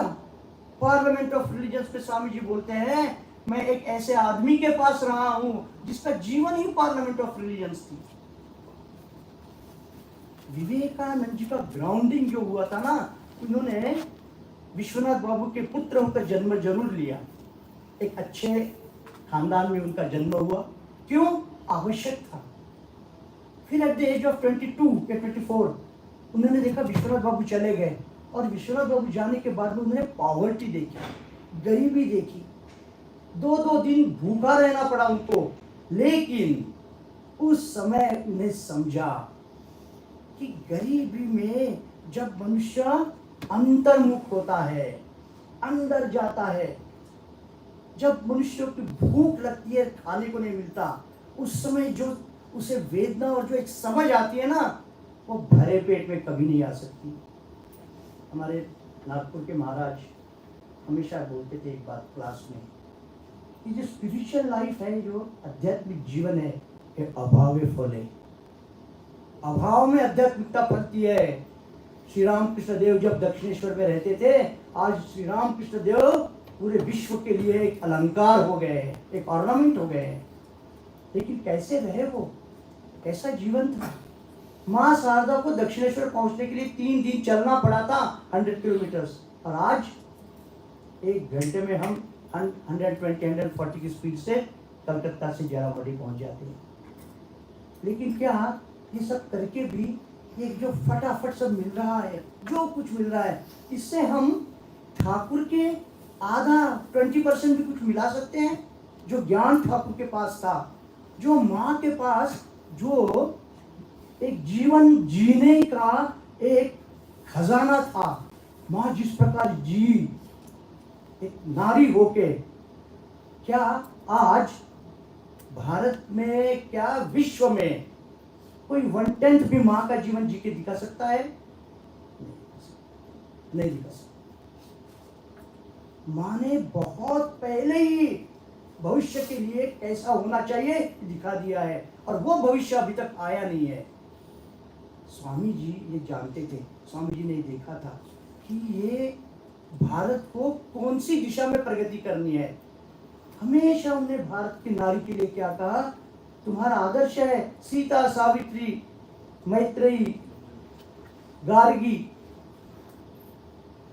खना, दमयंती, लीलावती। क्यों? क्योंकि ये सब ज्ञानी महिलाएं थी, बड़ी बड़ी तो थी, लेकिन क्या ज्ञान है। आप लोगों ने महाभारत जरूर देखा है, महाभारत में आपने द्रौपदी का कैरेक्टर भी देखा है, लेकिन रियल द्रौपदी अगर आपको जाननी होगी तो आप ओरिजिनल महाभारत पढ़िए, ओरिजिनल महाभारत पढ़िए, और द्रौपदी का कैरेक्टर क्या है ये समझने की कोशिश कीजिए। महाभारत में नल दमयंती की कथा आती है, आप दमयंती की कथा पढ़िए। फिर स्वामी जी क्यों दमयंती कहते हैं, क्या भारतीय नारी है, क्या भारतीय नारी की स्ट्रेंथ है, और क्यों स्वामी जी ने कहा कि इनसे भी बहुत महान महान नारियां भारत में उत्पन्न होंगी भविष्य में। आप में से किसी ने दमयंती का ओरिजिनल लाइफ पढ़ा है? नहीं पढ़ा। दमयंती का लाइफ क्या ग्रेट लाइफ है। महाभारत का ओरिजिनल द्रौपदी का लाइफ किसी ने पढ़ा है यहाँ? नहीं पढ़ा। जब से मैंने भी ऐसे ही इधर उधर देख के द्रौपदी के बारे में समझा था, दमयंती के बारे में समझा था, लेकिन ओरिजिनल महाभारत में जब दमयंती का लाइफ क्या था, द्रौपदी का लाइफ क्या था, दोनों हाथ जोड़ के दंडवत करके, कितनी महान स्त्रियां थी वो, कितनी महान थी, हम लोग कल्पना नहीं कर सकते। और आज भी हमें उस पर विश्वास नहीं होता। क्यों? क्योंकि हम लोगों के दिमाग में हमने भलता कुछ गंदगी भर ली है। सही, अच्छा, महान हमें पता ही नहीं है, हम समझना ही नहीं चाहते, लेना ही नहीं चाहते। हमारे ब्रह्मस्तान जो रिटायर्ड हुए हैं, बहुत वीक हो गए थे। एक हमारे doctor Mrs doctor Rajpur noir बोल के है, वो देखते। और मिसेस आई, मुझे बोलती है, स्वामी जी उनको तो बहुत कुछ क्या क्या खा रहे, ये खाओ वो, और अलग अलग बहुत सी टैबलेट्स और सो कॉल्ड प्रोटीन्स खा रहे। मुझे कहती है, महाराज आप उनको आटा थोड़ा भूंज कर उसमें 5-6 चम्मच घी डालो और उसका थोड़ा दूध डालकर हलवा जैसे बनाओ और वो उनको सुबह और शाम को खिलाओ। गाढ़ी गाढ़ी तुअर की और मूंग की दाल खिलाओ उनको और उसमें 4-5 चम्मच घी डालो। मैं आपको सच कहता हूँ, अभी 4 दिन पहले की बात है। इसके पहले उनको क्या क्या नहीं दिया जाता था, वो जो आजकल आता है, मैं खुद भी लेता नाम नहीं आता, वो कौन से प्रोटीन्स के एंश्योर, वो एंश्योर रोज खाते थे, मैं भी खा रहा हूँ, मुझे भी दे रहे, लेकिन वो उससे कुछ नहीं हुआ था। ये दिया, दूसरे दिन वो खड़े हो गए, चल के मैं मंदिर जाऊंगा, मैं इधर जाऊंगा, इतनी एनर्जी। बन सकते हैं लेकिन इतना फर्क पड़ गया 2 दिन में। देखो हमारा सिंपल, किसी को पढ़ता नहीं है बात। ये हमारा जो भारत का जो तत्व ज्ञान है ना, ये स्वामी जी ने जो माँ ने कुछ बातें बोली है ना, इसी से हम लोग महान बनते हैं। स्वामी जी ने महान बनने के लिए, भारत के लिए, मनुष्य के लिए, हमारे सोसाइटी के लिए 3 P's बोले हैं, पेशेंस, प्यूरिटी, परसिवियरेंस। वास्तविक यही है और हमने क्या किया है, सब इसके विपरीत हम फॉलो कर रहे हैं। पेशेंस पूरा चला गया है। हम 40, 50, 60, 70 में गाड़ी चला ही नहीं सकते, क्यों? इतने बढ़िया 4 लेन बन गए हैं। 120 का 140 कैसे हुआ समझता ही नहीं हुआ। गाड़ी जब जाती है, मैं तो 80-90 के ऊपर चलाने नहीं देता, लेकिन ये बोलते महाराज अपने आप हो जाता है। अरे अपने आप कैसे हो जाता है? अभी घूमता तो गाड़ी में ही घूमता हूँ मैं ज्यादा, तो बोलता हूँ यार 80-90 में चलना पड़ेगा। हाँ करते सब है, लेकिन जब देखा मीटर की तरफ 100-110 चल रहा है। अरे क्या इधर आओ, इधर करो, थोड़ा ध्यान इधर गया 120-130। अरे क्यों? नहीं हमारे बहुत अच्छा रोड है, वो अपने आप हो जाता, कुछ नहीं होता हमारा। अरे कुछ नहीं होता, लेकिन इसी से क्या हो गया है, ये स्पीड से क्या हो गया है, हमने हमारे अंदर का पेशेंस खत्म कर दिया है। हमारे अंदर का जो धीरज है, जो धीरज हमको बड़ा बनाएगा, महान बनाएगा, अंदर बहुत बड़ी बड़ी बातें हमें एसिमिलेट करनी है। वो बड़ी बड़ी बातें एसिमिलेट कैसे करेंगे? उसके लिए एक धीर, शांत, गंभीर एक व्यक्तित्व होना चाहिए। और वो स्वामी जी जानते थे वो कैसे होता है। वो श्री रामकृष्ण देव ने उसका डेमोन्स्ट्रेशन दक्षिणेश्वर में दिया है। वो स्वामी जी उनसे, उनके पास ट्रेन हुए थे, वो सब सीखा था स्वामी जी ने उनके पास कि इस प्रकार जिए बगैर लाइफ नहीं होता, जीवन नहीं बनता। और जीवन बन के क्या होगा? जीवन बनने से ही तुम्हें अंदर से जो ज्ञान आएगा, तुम्हें समझेगा कि तुम कौन हो, ये सब नजारा क्या है, ये बॉडी, शरीर क्या है, क्यों मिला है, इसका उपयोग क्या है। और ये हम लोग एक घर में रहते हैं, किसी को पिता कहते, किसी को माता कहते, किसी को भाई कहते, बहन कहते, बीबी कहते, पति कहते, पत्नी। ये सब रिलेशंस क्या है, क्यों है? आप में से कितने लोगों ने यहाँ ज्ञान योग पढ़ा है स्वामी जी का पूरा? बहुत दुख की बात है, माफ करना, बहुत दुख की बात है, बहुत दुख की बात है। आप लोगों में से किसी ने स्वामी जी का ज्ञान योग नहीं पढ़ा। ना किसी ने ओरिजिनल महा एक हाथ खड़ा हुआ, दो चार ज्ञानी, पूरा नहीं पढ़ा हुआ, पूरा ज्ञानियों पढ़िए और स्वामी जी का साहित्य पढ़िए, कुछ क्या स्वामी जी ने कहा है, तब तो आपको समझेगा कि विवेकानंद क्या चीज है। विवेकानंद जी को उन लोगों ने ज्यादा जाना है। अभी जो रेमिनिसेंसेस ऑफ स्वामी विवेकानंद पूरा भी नया एनलार्ज एडिशन जो आई है, आप पढ़िए। वो पढ़ने से हमारे आंख में आंसू आते हैं और हमारी सीना चौड़ा हो जाता है। क्या बोला है उन लोगों ने, क्या स्वामी जी थे। और आज हम भारतीय होके स्वामी जी के हमको माने बहुत करीब का रिश्ता है। स्वामी भाष्यानंद जी जब 1965 में उनका शिकागो पोस्टिंग हुआ था, उन्होंने पहले जाकर वहां खोज ली कि जिन्होंने विवेकानंद जी को देखा है, विवेकानंद जी को सुना, ऐसे कितने लोग जीवित है। तो 90 के ऊपर कितने हैं उन्होंने खोज ली। उनको 4-5 लोग मिले, उन्होंने बात की तो एक महिला ने उनको रिस्पॉन्ड किया कि हाँ मैंने पार्लियामेंट ऑफ रिलीजन्स देखी है, सुनी है। तो उन्होंने कहा कि क्या मैं आपसे मिलने आ सकता हूँ। तो महिला ने कहा आ सकते, उन्होंने टाइम दिया। भाष्यानंद जी बताते थे कि एक डिवोटी को लेकर मैं उनके फ्लैट में घर में गया, फ्लैट में रहती थी वो, और वो महिला बाहर ही खड़ी थी फ्लैट के नीचे ही। टाइम दिया था तो वो टाइम पर हम पहुंचे, और वो तो गेरुआ ही पहनते थे वहां पर।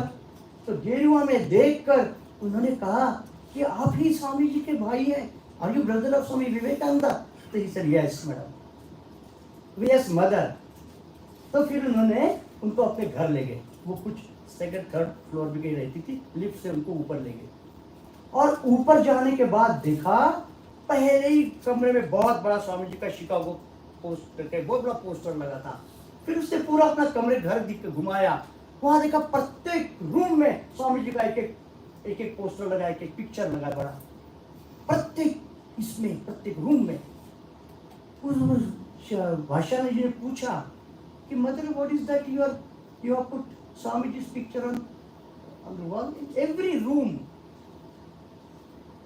तो वो बोलती है कि when I saw Vivekananda and when I heard him, now I don't feel like seeing anybody or hearing anybody. He was the real man. ये स्वामी जी है।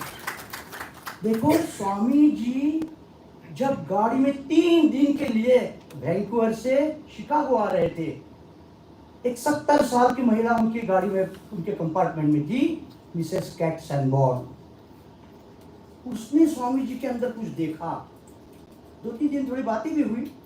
उन्होंने स्वामी जी को कहा कि अगर कभी तुम्हें समय मिलता है और आपको आना है तो मेरे गेस्ट होकर बॉस्टन आइए। और उन्होंने अपना कार्ड भी दिया था। दुर्भाग्य से स्वामी जी को शिकागो में सब डॉलर खर्च हो गए, पैसे नहीं थे, 2 महीने काटने थे, पहले ही पहुंचे थे और एंट्री पार्लियामेंट ऑफ रिलीजन पे एंट्री नहीं मिल रही थी। तो उनको चिट्ठी लिख वायर की कि क्या मैडम मैं आ सकता हूँ आपका गेस्ट होकर। तो उन्होंने कहा आ जाओ। स्वामी जी गए उनके घर में, और वो बस वो लोगों को, अपने मित्रों को बुलाती थी, स्वामी जी के साथ बातें होती थी। वो भी बड़ी पॉपुलर हो गई स्वामी जी के कारण। अब हाँ, उनको तो यही एक बढ़िया गेस्ट उनके घर में रहते हैं जिसको लोग छोड़ना नहीं चाहते, ऐसे गेस्ट।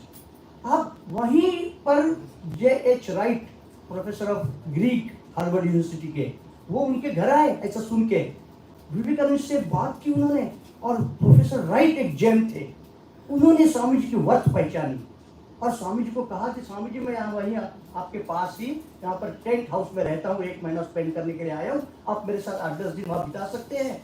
स्वामी जी ने कहा ठीक। स्वामी जी को अच्छा लगा कोई नॉलेजेबल पर्सन यहाँ मिला है जिसके साथ बात कर रहे। स्वामी जी को भी आनंद आया। स्वामी जी उनके साथ गए और 4-5 दिन के अंदर उनके स्वामी जी के साथ रह के J.H. राइट में इतना ट्रांसफॉर्मेशन आया, इतना बदल गए वो कि पूरे स्वामी जी के और भारत के और हमारे उपनिषद के ज्ञान के हो गए। और उनको जब उन्होंने कहा कि स्वामी जी आप तो पार्लियामेंट में जाना चाहिए, ये सब ज्ञान देना चाहिए वहाँ। स्वामी जी ने बोला उसके लिए तो आया हूँ लेकिन मेरे पास क्रेडेंशियल्स नहीं है। एक लेटर ऑफ इंट्रोडक्शन की मतलब जिसको कहते हैं कि हम एक ऑफिशियली इनको भेजा जा रहा है, ऐसा कोई मेरे पास लेटर ऑफ इंट्रोडक्शन या फॉरवर्डिंग लेटर नहीं है, इसलिए वो मुझे वहाँ ये करने से मना कर रहे हैं। They are not enrolling me as the delegate for parliament of religions. तो उन्होंने जो कहा ना, वो सुन के भी हमारा सीना चौड़ा हो जाता है। Swami ji, to ask you for credentials is like asking the sun to state its right to shine. सूरज को तुम्हें प्रकाश देने का क्या अधिकार है, ये पूछने जैसा है आपको क्रेडेंशियल्स मांगना माने। और फिर उन्होंने जो लेटर ऑफ इंट्रोडक्शन दिया पार्लियामेंट के इनको, प्रेसिडेंट को, कोई एक मिस्टर बैरोज या मिस्टर बॉनी बोल के थे उनको, उसमें लिखा कि ये हमारे अमेरिका के सभी विद्वानों की विद्वत्ता एक जगह करने से ये जो विवेकानंद है इनकी विद्वत्ता सबसे ज्यादा बड़ी होगी, ज्यादा होगी। ये उन्होंने लिख के दिया और उस राइट के लेटर के आधार पर स्वामी जी को वहां एंट्री मिली। ये स्वामी जी थे, ये विवेकानंद थे। क्यों, कैसे बने? स्वामी जी का जो आत्मज्ञान, ब्रह्म ज्ञान और उनका जो एक श्री रामकृष्ण देव के पास जो उनका ट्रेनिंग हुआ था, उनकी माँ ने जो बचपन से उन्हें ट्रेनिंग दिया था, एक हिंदू घर में जो संस्कार मिलते हैं। और स्वामी जी तो कौन थे आप लोग जानते हो। स्वामी जी एक सप्तर्षि मंडल से आए हुए उज्ज्वल तारा थे, एक नक्षत्र थे, इतना प्रकाशमान नक्षत्र कि जिसको श्री रामकृष्ण ने एक बार देखा और देख के श्री रामकृष्ण ने कहा मेरा आदमी आ गया। और जाने के पहले उसी स्वामी जी को अपने सामने बिठाकर अपना तपस्या का पूरा फल, जो शक्ति उन्होंने अर्जित की थी, वो पूरी स्वामी जी के अंदर डाल दी, ट्रांसमिट कर दी पूरी। और स्वामी जी को कहते हैं नरेन, ये शक्ति से तू दुनिया में मानव जाति के लिए बहुत काम करेगा, केवल भारत के लिए नहीं, मानव जाति के लिए। स्वामी को मालूम था मुझे क्या काम करना। स्वामी जी ने जब भारत की यात्रा की, भारत भ्रमण किया, स्वामी जी ने देखा कि हमारे पास प्रचुर धर्म है। सामान्य से छोटे आदमी को भी धर्म की बातें मालूम है, समझता है।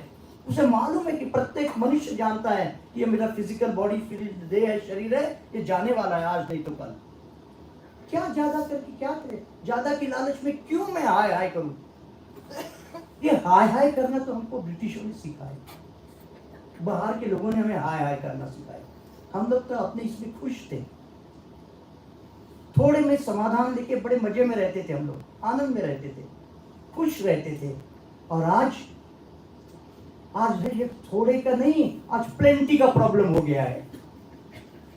हाँ, आज कम का प्रॉब्लम नहीं है, आज प्लेंटी का प्रॉब्लम है। आश्रमों में बच्चे आते हैं ना, आप एक्लेयर टॉफी दो तो लेते भी नहीं, देखते ही नहीं उसकी तरफ।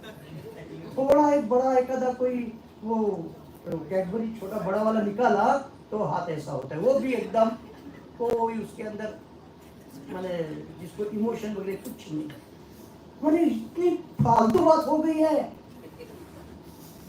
क्यों? ऐसी कई टॉफियों से वो खेलते हैं बच्चे, किक मारते मारते घर में टॉफी को लेकर इधर फेंको उधर फेंको, उसमें मजा आता है। कुछ बच्चे तो हाथ से लेकर फटाक से फेंक देते हैं पहले टॉफी, फिर उसकी माँ बताती है अरे स्वामी जी ने दिया, उसको उठाओ। ये अवस्था आ गई हमारी। क्यों? Problem of plenty. आज हम ये हो गए। और देखो ये इसमें से जब तक बाहर नहीं निकले नहीं हम सही भारत क्या है, श्री रामकृष्ण देव क्या थे, कौन थे, माँ शारदा ने क्या कर दिखाया है, ये हम कभी नहीं समझेंगे।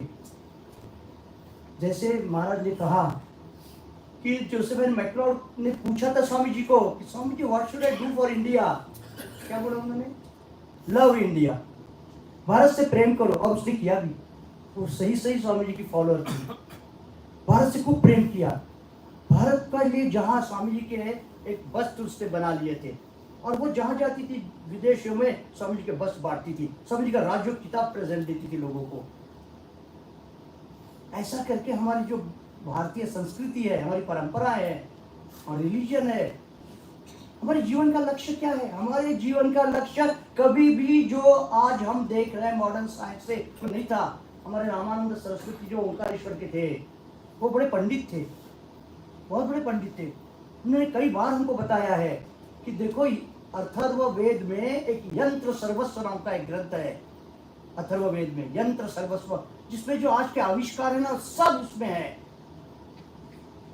लेकिन वो ग्रंथ आज जर्मनी में है, भारत में नहीं, ये चला गया। हमें कीमत ही नहीं थी, हमें हमारे ज्ञान की कीमत नहीं थी, संस्कृत की कीमत हमें आज भी नहीं है, जबकि अमेरिका और यूरोप में संस्कृत धड़ल्ले से सिखाया जा रहा है। अब यूरोपियंस आके हमें सिखाएंगे, भद्रम कर्णे विष्णुयाम देवा, भद्रम पश्येमाक्षभिर्यजत्रा स्थिरैरंगैः तुष्ट्वागं सस्तनूभिः। ये कैसे उच्चार करना? हमारे पंडितों को अभी भी श नहीं आता, खो बोलते खो। क्यों? संस्कृत को कोई महत्व ही नहीं है हमारे जीवन में। अभी भी हम जगह नहीं है संस्कृत के प्रति। स्वामी जी ने कितने पहले बता दिया था, संस्कृत सीखो, संस्कृत सिखाओ, संस्कृत पढ़ाओ। अभी तक तो बोल ही नहीं सकते थे। अगर किसी को गीता पढ़ा है तो हम क्राइम कर रहे हैं। गीता पढ़ा है उन्होंने, क्राइम है। ये भारत कब बदलेगा? ये भारत, स्वामी जी, इस भारत से स्वामी जी प्यार करते थे, प्रेम करते थे। भारत में जितनी सहानुभूति है, जितना प्रेम है, जितनी सहनशीलता है, ये सब का डेमोन्स्ट्रेशन हम ये तीनों के जीवन में देखते हैं। ठाकुर माँ स्वामी जी अपने घर में जा रहे हैं, 2 दिन से भूखे हैं, लेकिन माँ को बोलते हैं मुझे आज दोस्त ने खाने को बुलाया है, मैं घर में नहीं खाऊंगा। कुछ नहीं खाया था 2 दिन, फिर भी देखा घर में चावल नहीं है, मेरे माँ और भाई बहनों को भात ही सफिशिएंट मिलेगा, इसलिए खुद भूखे रह गए। 3-3 दिन भूखे रहते थे। और स्वाभिमान इतना था कि स्वाभिमान के कारण किसी को बोल नहीं सकते थे मुझे भूख लगी है, मैंने 2 दिन से खाया नहीं है, नहीं बोल सकते थे, पानी पी के रह जाते थे। विवेकानंद जी को गरीबों के लिए इतना क्यों देखते हैं हम कि गरीबी में जो होता है ना, वो हमें प्लेंटी में नहीं समझता, नहीं मिलता करके सुख से दुख हमें ज्यादा सिखाता है। और भारत में इसीलिए धर्म ज्यादा है, क्योंकि भारत में ज्यादा अधिकता में रहने की हमें आदत ही नहीं थी। मैं आपको और एक सच्ची कहानी बताता हूँ, ट्रू स्टोरी, 200 साल पहले की, 250 साल पहले की है। एक स्वामी जी ने मुझे बताई, मैंने शायद यहाँ नहीं बताई इससे पहले। 1500 रुपए में एक बड़ा मकान, एक राजस्थान के किसी गांव में 1500 रुपए में एक घर बेचा, दूसरे किसी को बेचा, पोजीशन ले लिया, ये इधर के उधर शिफ्ट हो गए दूसरी जगह, और जिसको बेचा था उसने घर का पोजीशन ले लिया। अब उसने थोड़ा रिनोवेट करने के लिए इधर से उधर तोड़ता कुछ खोदना चालू किया, ये कमरा हटाओ, इधर ये करेंगे, उधर ये करेंगे। ऐसे करते करते एक जगह काम करते करते उन्हें एक पीतल का एक ये मिला, बड़ा क्या बोलते उसको, घड़ा, पीतल का घड़ा मिला। और जिसमें देखा, बंद किया था उसको, गोबर मिट्टी लगा के बंद किया था, देखा खोला तो उसके अंदर सोने की मोहरें थी। तो जिसने खरीदा था 1500 में, वो घड़ा लेकर जिसने बेचा था उसके घर गया और बोला कि देखो आप लोग भूल गए, शायद वहां से घड़ा आपके वो कमरे में मिला हमको, लेकिन आप भूल गए। अब वो गया तो बोला नहीं, हमें तो मालूम नहीं, किसने रखा मालूम नहीं, मैंने कभी रखा नहीं, या मेरे फादर ने भी रखा होगा तो मुझे पता नहीं, मुझे बताया भी नहीं कभी उन्होंने, पता नहीं। अभी देखो हमने बेच दिया आपको, घर आपका है, वो आपका, हमारा। मुझे मैं क्यों लूं, आप लीजिए, हमने घर आपको बेच दिया है, वो घड़ा भी उसमें था तो आपका है, वो आपका नसीब का आपको। अरे ऐसा कैसे मेरा, ये तो पहले से घड़ा अंदर रखा है, मेरा कैसा होता, मेरा तो ऊपर का मकान आपने दिया, अंदर का तो नहीं दिया, ये आपका है। बोला तो वो आपका बोलता है, वो आपका बोलता है, दोनों एक दूसरे के लिए कि मुझे नहीं चाहिए, मुझे नहीं चाहिए। ऐसा झगड़ा कभी देखा है आपने? पूरा हमारा भारत के कोर्स बंद हो जाएंगे अगर ऐसे लोग बन जाएंगे तो। पूरे भारत के कोर्स बंद हो जाएंगे। क्यों? इतना स्वार्थ, जो अपना नहीं वो भी मेरा ही है, वहां तक की बाउंड्री में। ये जो आज हम हो गए, क्यों इतने स्वार्थी हो गए? आखिर 5 पंचों को बिठाया, पंचों ने विचार किया कि जिसने घर बेचा उसके पुरखों ने वहां पर वो गाड़ के रखा है, भले ही बताया नहीं, लेकिन वो उसी का है। लेकिन जिसने घर बेचा था बोले तुमको लेना पड़ेगा, लेना पड़ेगा, आपका ही है, आपको लेना पड़ेगा। देखो ये है सोना पैसा, इसके लिए हमारे अंदर लालच ही नहीं थी, इसलिए तो भारत में इतना सोना है। भारत में इतना सोना क्यों है? कितना लूटा हमको, फिर भी जैसे के तैसे। ये भारत की विशेषता है, ये भारत की विशेषता है। और स्वामी जी ना इस भारत को, कि जिसके अंदर ऐसा धर्म बैठा है, त्याग बैठा है, विवेक बैठा है, वैराग्य बैठा है। कितने संत ऐसे एक दिन बोलते बोलते आ गया, विवेक आ गया, विरक्ति आ गई, वहीं से चल के चले गए वृंदावन, छोड़ दिया सब, पीछे मुड़ के नहीं देखा क्या है क्या नहीं। ये भारत, ये वैराग्य भारत में था, है, और भारत भूमि में है। इसलिए स्वामी जी कहते हैं कि जब मैं यहाँ से भारत से बाहर गया तब मेरे लिए भारत बड़ा देश था, लेकिन आज तो तीर्थ है, एक एक कण यहाँ का मेरे लिए तीर्थ क्षेत्र है, पवित्र कण है। ये भारत, ये स्वामी जी का भारत था। और स्वामी जी को भारत दूसरे नहीं, हमारे महान जो यहाँ पे जो चरित्र बने हैं, जैसे रंती देव जैसा चरित्र कहीं सुना होगा। रघुकुल में रंती देव भी हो गए, हरिश्चंद्र राजा मालूम है, रघु मालूम है, दिलीप मालूम है, दशरथ तो मालूम ही है, राम तो मालूम ही है, लेकिन ये रंती देव भी थे। क्या थे वो तो बोलते थे कि मुझे मोक्ष न कामये मोक्षम न स्वर्गम न पुनर्भवम कामये दुख तप्तानाम प्राणिनाम आर्ति नाशनम। मुझे स्वर्ग नहीं चाहिए, मोक्ष नहीं चाहिए, अपरिवर्तन नहीं चाहिए, पुनरावर्तन नहीं चाहिए, मुझे दुखी प्राणियों को सुख देने का मौका दो, मैं उनको सुख देना चाहता हूँ। ये जो त्याग भाव है हमारे यहाँ, अद्भुत संस्कृति, अद्भुत महान पुरुष। ये जो सुश्रुत की कहानी आती है, कथा आती है, जो कौन सा वो एक व्रत कहते हैं उसको, कि बाजार से आप खेत से दाने चुन के उसको पीस के उसकी रोटी बना के खाना, उसको कुछ एक नाम है उसका।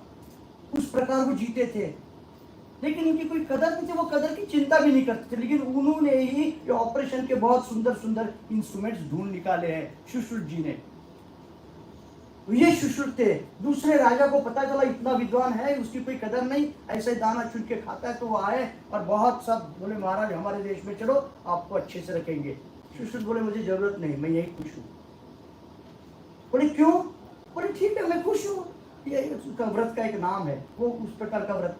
अपने राजा को, वहां के राजा को समझा कि दूसरा राजा आके सुश्रुत जी को ले जा रहा है, वो भी बोले महाराज गलती हो गई, मैं आपको भी ये देता हूं, नहीं चाहिए, कुछ नहीं दिया, मैं ऐसे ही नहीं, मैंने तप करने में हमें आनंद है, तपस्या में आनंद है, तपस्या में आनंद। ये भारत की एक और एक क्वालिटी है जो स्वामी जी अप्रिशिएट करते थे, क्योंकि तपस्या से ही हम बड़े होते हैं, इंद्रियों को तपाने से ही हम बड़े होते हैं। ये इस प्रकार का भारत स्वामी जी चाहते थे। और दुर्भाग्य से अभी तक ज़्यादा कुछ नहीं हुआ, हो सकता है आगे और 50-100 साल के बाद में हम कुछ देख सकते हैं। ये स्वामी जी के कुछ अच्छे कोटेशंस मैंने थोड़े किए, जो मैं अपने शब्दों से व्यक्त नहीं कर सकता, वो स्वामी जी के शब्द कुछ आप लोगों को मैं सुनाना चाहता हूँ। स्वामी जी का आइडियाज क्या थी, हमें स्वामी जी कैसा चाहते हैं बनने के लिए। मैं हियर एंड देयर ऐसा कुछ बीच बीच में पढ़ रहा हूँ। शिष्य होना चाहे तो उसे केवल इतना ही करना होगा कि वह अपना चरित्र ऐसा बनाए कि जो कि जैसा उदार हो वैसा ही गंभीर हो। हमेशा स्वामी जी ये बात बोलते थे, उदार माने व्यापक, ब्रॉड हो, और गंभीर माने डीप हो। गंभीर ज्ञान हो और उदार हो, नहीं सिर्फ मैं मेरा नहीं, मेरे साथ तू तेरा, ये ऐसा चरित्र हो। पाप या अधर्म वही है जो उन्नति में बाधा डालता है या पतन में सहायता करता है, और धर्म वही है जिससे श्री राम कृष्ण के तुल्य बनने में सहारा मिलता है। जो ठाकुर जैसा बड़ा बनाने के लिए सहाय करता है वही धर्म है। विश्वास रखो, प्रभु की आज्ञा है कि भारत की उन्नति अवश्य होगी और साधारण तथा गरीब लोग सुखी होंगे, और इसलिए प्रसन्न हो कि तुम ही लोग उनका कार्य करने के लिए चुने हुए यंत्र हो। धर्म की बाढ़ आ गई है, मैं देखता हूं कि वह दुनिया को बहा ले जा रही है, कोई भी वस्तु उसको रोक नहीं सकती, वह अनंत और सर्वग्रासी है। तुम सभी आगे बढ़ो, सबकी शुभ इच्छा उसके साथ मिलाओ, सभी हाथ उसके मार्ग की बाधा हटा दे। जय प्रभु, प्रभु की जय हो। देखो स्वामी जी ने ये सब पहले ही देख लिया था, सब देख लिया था पहले ही। और स्वामी जी ने जो मैसूर के महाराजा को एक सुंदर कुछ पत्र लिखा था, उसमें जो उन्होंने कुछ बहुत बड़ी बात बोली है, बस वो महत्व की है। पहले तो कहा कि ये जीवन क्षणस्थायी है, संसार के भोग विलास की सामग्रियां क्षणभंगुर है, वे ही यथार्थ में जीवित है जो दूसरों के लिए जीवन धारण करते हैं, बाकी लोगों को जीना तो मरने के बराबर है। और फिर कहते हैं महाराज, आप जैसे एक उन्नत महामना देशीय राजा भारत को फिर से अपने पैरों पर खड़ा कर देने के लिए बहुत कुछ कर सकते हैं, और इस तरह भावी वंशजों के लिए ऐसा नाम छोड़ जा सकते हैं जो चिरकाल तक पूजित होता रहेगा। स्वामी जी ना हमारे यहाँ के जो बड़े बड़े राजा लोग थे, बड़े बड़े ऋषि लोग थे, उनके भक्त थे, उनके भक्त थे। ये महान जीवन स्वामी जी को हमेशा इंस्पायर करता था। क्यों? क्योंकि स्वामी जी खुद वैसे थे।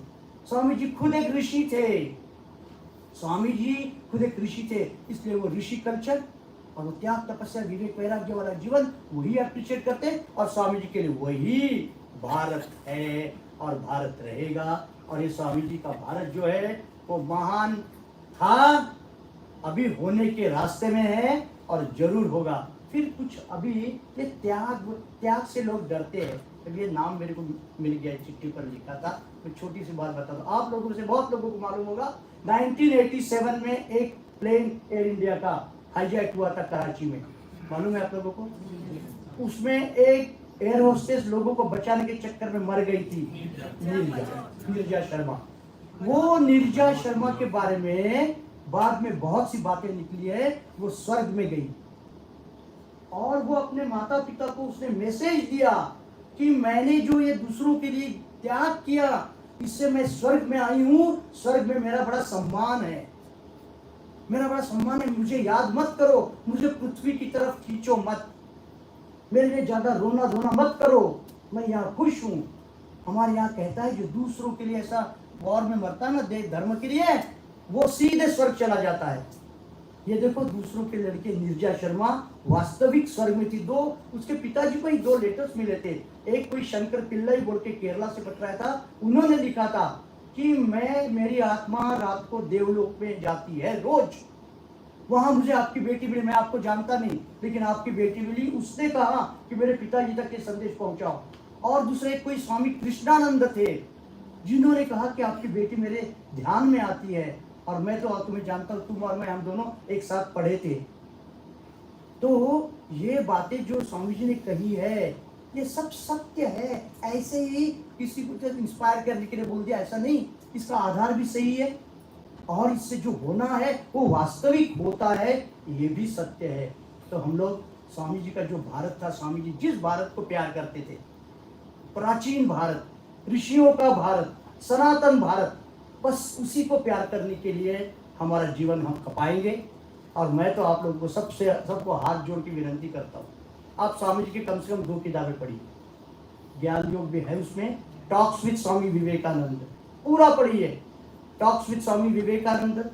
फिर स्वामी जी का जो रेमिनिसेंसेस ऑफ स्वामी विवेकानंद, विवेकानंद की स्मृतियाँ हिंदी में भी है और इंग्लिश में भी है, वो किताब पढ़िए। फिर आपको समझेगा कि स्वामी जी कौन थे। बाहर के लोग स्वामी जी को कितना सिर पे बिठा रहे हैं और हम लोग जानते भी नहीं। ओम शांति शांति शांति, हरिओम तत्सत।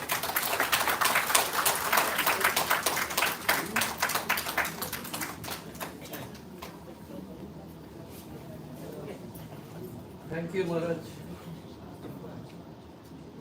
Indian ho ya continental, we are really having a feast.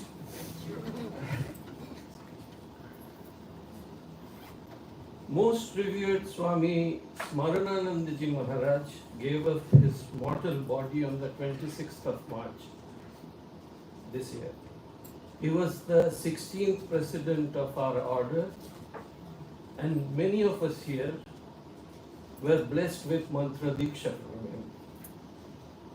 Today is the 13th day since his passing away, and as per the tradition of the order, it is being commemorated with special puja of Thakur and a bhandara. We shall spend the next hour remembering Revered Maharaj and taking inspiration from his holy life and personality.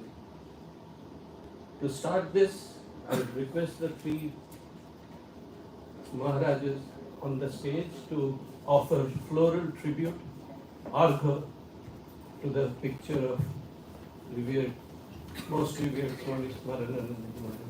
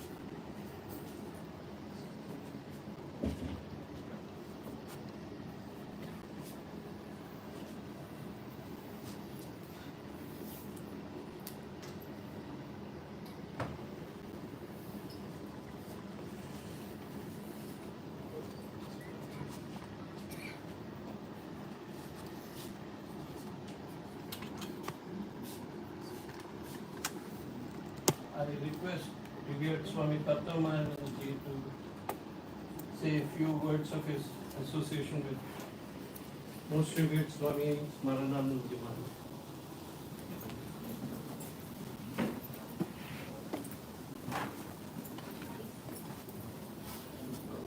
ॐ स्थापकाय च धर्मस्य सर्वधर्मस्य रूपिणे अवतारवरिष्ठाय रामकृष्णाय had the blessing and privilege to meet Swami Smaranandaji Maharaj a number of times, including the time when I was posted to the United States and Vedanta Society of Northern California, San Francisco. In 2011, the month of December, when I was making preparations to go to San Francisco, Maharaj asked me to come to his room, to his office, and to talk to me for quite a long time. And it was very interesting because Smaranandaji Maharaj was a close friend of Swami Prabodhanandaji Maharaj, who had become old and sick, and that's why I was posted to San Francisco. And they took sannyasa together. And Maharaj talked to me about Swami Prabodhanandaji. And then after I arrived in San Francisco, that's in 2012 January, first week itself, I arrived. Then also Swami Prabodhanandaji used to talk to me about Smaranandaji. And what is much more of a most memorable thing that I would like to narrate is Swami Prabodhanandaji wrote a letter to Smaranandaji expressing great joy and satisfaction because I was posted there. He had asked for somebody who is familiar with English and also with the traditional scriptures in Sanskrit. So Prabodhanandaji had written to Velumat requesting for somebody of that type. So it so happened that I was chosen and then I was posted to San Francisco. Again, my earliest memories go back to 1984 and 85. That was the time when I was a brahmachari in training center. I was undergoing our training, mandatory training that every monk of the Ramakrishna order has to undergo. And Maharaj used to teach Swami Vivekananda's Jnana Yoga lectures.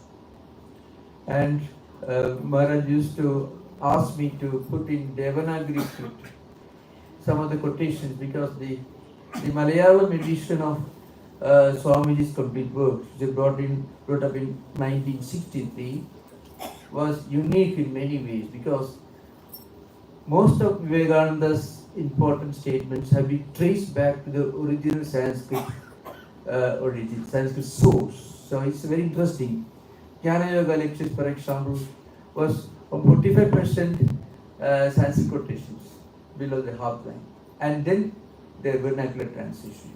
So Maharaj used to ask me to put in Devanagari many of these quotations, which were later incorporated into some other versions of the translations of complete works, which were again in the later editions.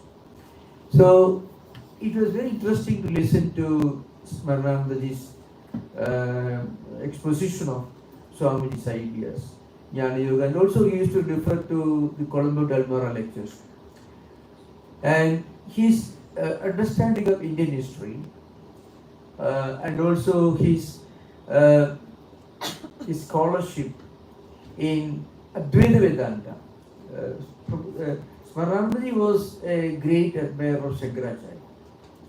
So on the one hand, his natural interest in Advaita Vedanta and also his understanding of Indian history. So when he used to talk about the importance of Colombo Dalmara lectures, not part of Jnana Yoga lectures, but he used to talk about it. How Swami Vivekananda could understand the real causes of many of the socio-anthropological and cultural problems of Indian society. For example, India's being always a prosperous nation. You may have heard recently, a book has been published in the University of California, Berkeley, maybe about 20 years ago, 18 years ago perhaps. It's an American author. It's a combined effort of an American author and assisted by an Indian.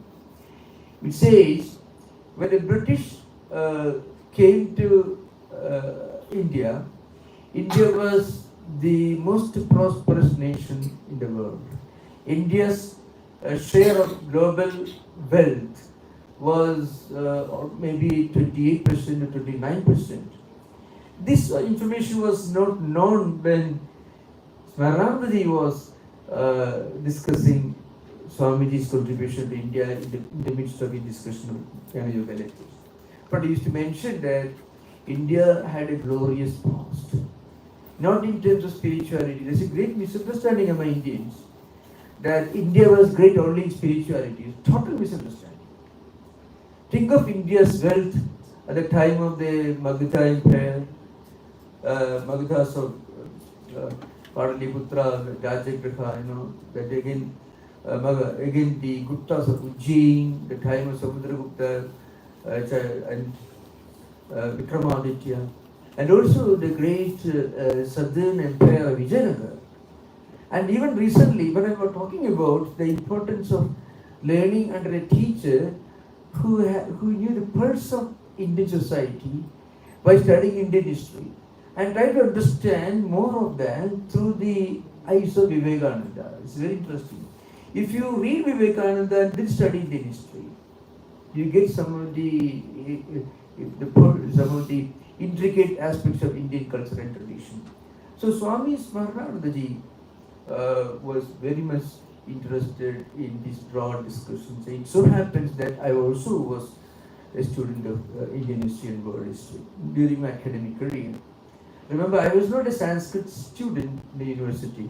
I was a student of international relations, Western philosophy, English language and literature.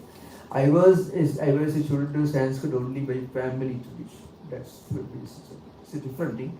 Anyway, Swami Smaranandaji's great respect for Vedanta and his great respect for Sanskrit culture, Sanskrit tradition. You ask any brahmacharis or swamis who had the good fortune to join in Vidya Mandir, Sharada Peeth, close to Velumat. That's very close to Velumat. And Smaranandaji was the head of that center when he was coming to the training center from 84 to 86 when I was in Velumat as a brahmachari and to go in training center. So it was a very interesting, very inspiring time whenever we had the good fortune to listen to some of these words. And also, again, more importantly, and I should remember this great gratitude, sense of gratification, because Smaranandaji was very much involved in in focusing on me as the candidate for going to San Francisco Vedanta Society, which when you know it's very a complex history.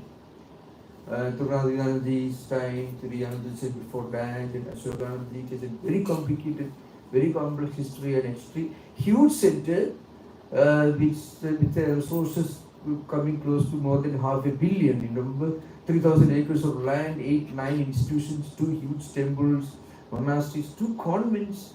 Many of the nuns were born long before, so who became nuns before I was born.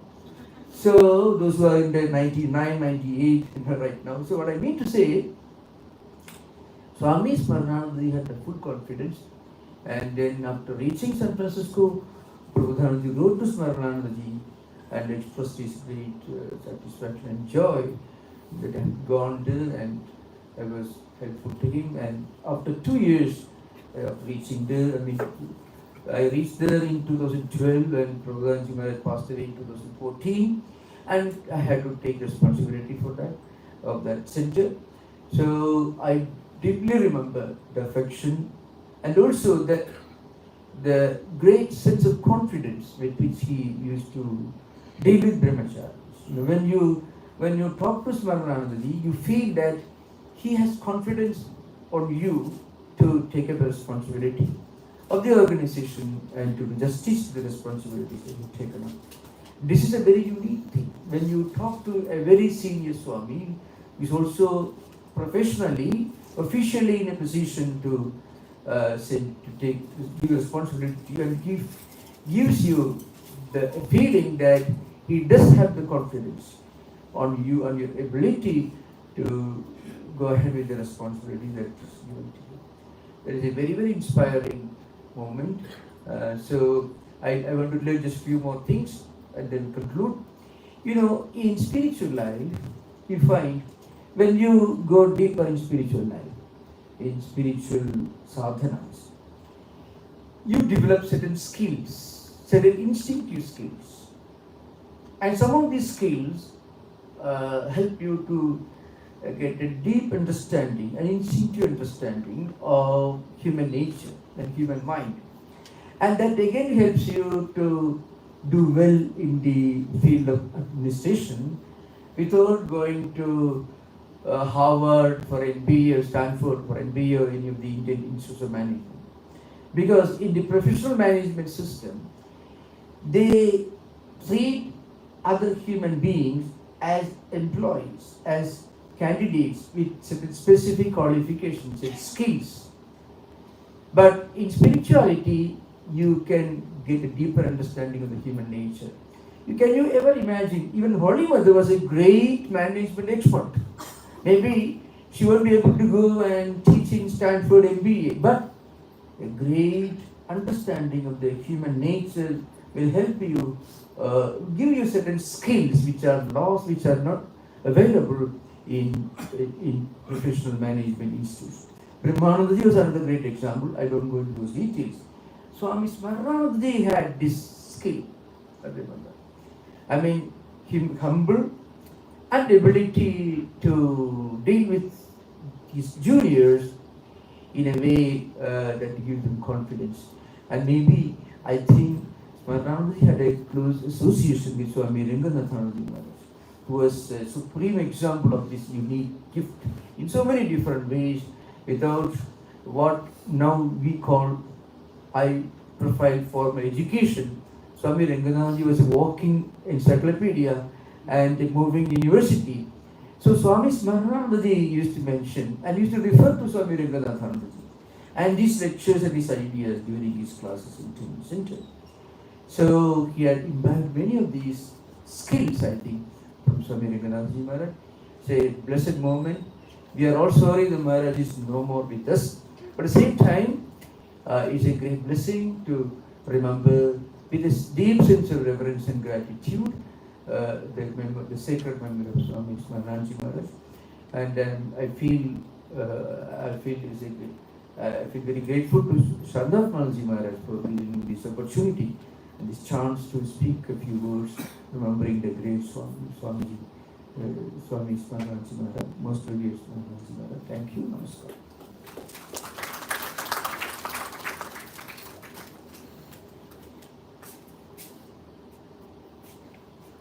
I request Rita Wadhwaji to please come and say a few words.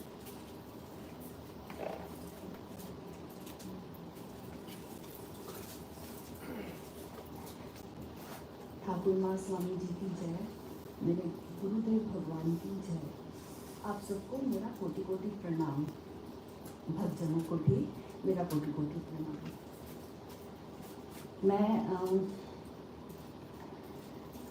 जब ठाकुर अपने गुरुदेव से मैंने जब दीक्षा ली तो मेरा मन कितना संकुचित था, मैं तो सबसे पहले वही बताऊंगी।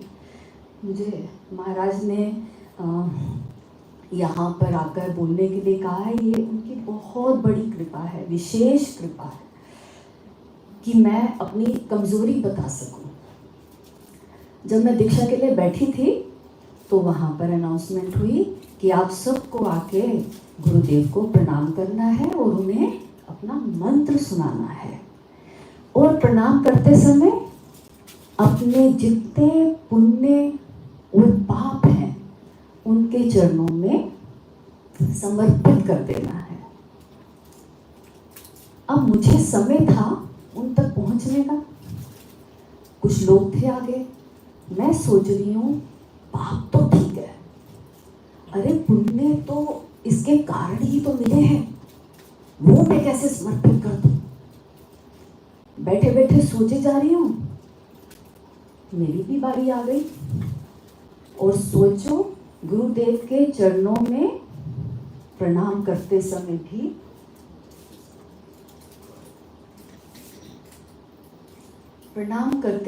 भी मैं उन्हें यही कह रही हूँ, गुरुदेव सारे पाप तो मैं आपको दे रही हूँ, अब पुण्य के कारण आप मुझे मिले हैं, मैं वो नहीं दे पा रही, आप जैसे देखें देख लेना। और आज मैं सच में आपको बता रही हूँ, हर रोज मैं उनके चरणों में अपने पाप और पुण्य दे रही होती। सिर्फ समय की बात है, हमें धैर्य रखना है, हमें पेशेंस रखना है। वो हमें इतना कुछ सिखा रहे हैं, न जाने क्या क्या। जब भी दिल्ली आते थे, क्योंकि मुझ में कोई भक्ति नहीं थी ज़रा, मैं तो जानती भी नहीं थी कुछ। सब भक्तों को देखती थी ऐसे भागे जा रहे हैं गुरुदेव से मिलने के लिए। मुझे लगता था अरे गुरुदेव से मिलना है तो देखो मैं चालाकी करती हूँ। मेरे को ना बहुत डाउट्स हैं महाराज, मेरे को अपने गुरुदेव आए हैं उनसे डाउट क्लियर करने हैं। महाराज इतने दयालु, हम जैसे भक्तों की, चालाक भक्तों की तो बातों में आएंगे ही। और वो मेरे लिए समय लेते थे और मैं गुरुदेव के सामने बैठ जाती थी और उनसे वही बातें पूछती थी जो मुझे बता चुके थे। लेकिन एक दो चीज़ें जो मैंने उनसे पूछी, जो मेरी प्रॉब्लम भी थी, कि गुरुदेव सुबह तो सब ठीक से चलता है लेकिन शाम को मेरे को हमेशा बाधाएं आती हैं और मन भी नहीं लगता पूजा में। तो गुरुदेव ने कहा नहीं, समय की निष्ठा जरूरी है। और इतना कड़क कर बोला उन्होंने मुझे, 15 मिनट भी यहाँ से वहाँ नहीं होना चाहिए, जो समय रखा है वो करना है। हाँ, जो तुमने मिनिमम संकल्प लिया हुआ है ना, उसे भी पूरा करना बहुत जरूरी है। अब पहली बार झटका लगा था गुरुदेव जी का। हर तो समय इतने प्यार से हर चीज़ बोलते थे, अब चुप करके निकल गई।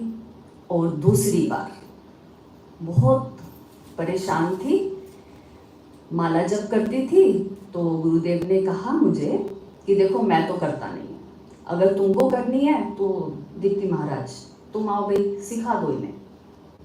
उन्होंने मुझे जैसे सिखाया बहुत प्यार से, मैं आज तक वैसा कर रही हूँ, ठाकुर दया से जितना हो रहा है। अब क्या हुआ कि माला खो गई एक दिन, कहीं गई थी और वहाँ मैंने खूब ढूंढा, नहीं मिली। अब इंतज़ार थी जैसे ही गुरुदेव आएंगे उनको बताऊंगी। जैसे ही गुरुदेव आए मैंने फिर से समय लिया, उनसे बात की और फिर से दूसरा झटका। कहते हैं सुनो, तुम बाहर जाओगी, अपना पासपोर्ट खो दोगी, तुम वहीं रह जाओगी? क्या तुम इतनी लापरवाह हो अपनी चीजें खोने में? अब कुछ नहीं मिलेगा तुम्हें। उस दिन मुझे ऐसा लगा, अरे मैंने क्या कर दिया, अभी तक मुझे लग रहा था एक खोएगी दूसरी ले लेंगे, दूसरी खोएगी तीसरी ले लेंगे, इतनी बड़ी चीज है। वह स्वयं माला जप नहीं करते थे, लेकिन कितनी बड़ी बात, हमारे ही जब भक्त बैठे होते थे उनके आसपास, सोचो हम ना सेवक लोग हमें मना करते थे, चलो चलो जाओ जाओ जाओ जाओ। मुझे एक भक्त महिला मालूम है, वो कहती थी, अरे तुम्हारे गुरुदेव कितने दयालु हैं, देखो अपने पास सबको बैठाते हैं, हमारे गुरुदेव तो फटकने नहीं देते थे। एक्चुअली सेवक लोग उनका ध्यान रखते हैं तो वो नहीं आने देते, तो गुरुदेव क्या कहते थे, अच्छा चल बैठने दो बैठने दो। तो कुछ कुछ लोग प्रश्न पूछते थे, तो एक भक्त महिला ने पूछा कि गुरुदेव मुझसे तो कुछ भी नहीं हो रहा, क्या मैं अगले जन्म कर लूं? अरे गुरुदेव कहते हैं क्या कुछ अगले जन्म नहीं, इसी जन्म होगा। मैं कहता हूं ना इसी जन्म होगा, तुम करो, होगा कैसे नहीं। ये जब उनके मुख से निकला तो एकदम से लगा रही गुरुदेव का सब हुआ हुआ है, देखो तभी तो वो कह सकते हैं इसी जन्म अब भी करना है। एक पत्र भी, हम पत्र भी लिखते थे, तो पत्र में भी कुछ प्रश्न मेरे भी हैं और एक और मेरी दोस्त, तो उसने एक प्रश्न किया कि गुरुदेव कुछ भी नहीं हो रहा, लगित करती तो हूँ लेकिन मुझसे कुछ नहीं हो रहा, ध्यान नहीं हो रहा, जप नहीं हो रहा, कुछ नहीं हो रहा। इतना प्यारा जवाब दिया उन्होंने, अरे तुम निष्ठा से लगी रहो, सब होगा, समय पे सब होगा। निष्ठा कितनी इम्पोर्टेंट है हर चीज़ के लिए। मुझे गुरुदेव ने ये कहा था, देखो मैं ना एक बार वृंदावन गई और मैं हर रोज जाती हूँ, भागती थी वृंदावन के लिए, तो मैंने गुरुदेव को बोला कि गुरुदेव मुझे ना वृंदावन बहुत खींचता है। असल में मन ये था कि उनको ये बोलो कि भगवान कृष्ण बड़े खींचते हैं, उल्टा बोल रही हूँ। तो गुरुदेव कहते हैं मैं भी तो अभी वृंदावन से आया हूँ, क्या हो गया, जो राम थे जो कृष्ण थे वो अब राम कृष्ण है। उनकी शक्ल देख रही हूँ और खूब अच्छा लग रहा है। फिर वो मुझे कह रहे हैं कि देखो हमें ठाकुर से संबंध बनाना है, ये ज़्यादा जरूरी है कि हमारा ठाकुर के साथ संबंध क्या है। बाकी चीज़ें हम समय पे जप करें, हमारा ध्यान लग रहा है या नहीं लग रहा है, ये निष्ठा से लगे रहो, लेकिन ठाकुर के साथ संबंध बनाना ये सबसे ज़्यादा जरूरी है। तो बस मुझे तो यही लगता है कि गुरुदेव मेरे अंग संग सदा हैं, सदा रहेंगे, और उनकी विशेष विशेष कृपा सच में सब पर बनी हुई है, मुझ पर तो बनी हुई है। जय मां, जय ठाकुर।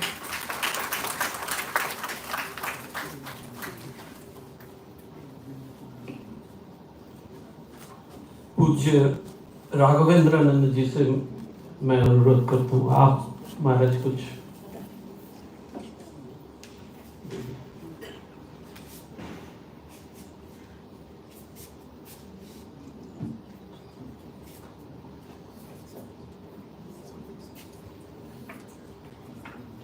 गुरुर्ब्रह्मा गुरुर्विष्णु गुरुर्देवो महेश्वर, गुरु साक्षात परब्रह्म तस्मै श्री गुरुवे नमः।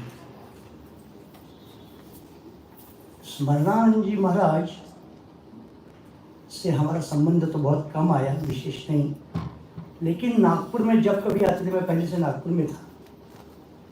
महाराज को सबसे पहले 82 में वो एक युवा महामंडल के वो एक नवनिहरण मुखोपाध्याय जो उसके फाउंडर थे, उनके साथ स्मरणानंद जी महाराज आए थे।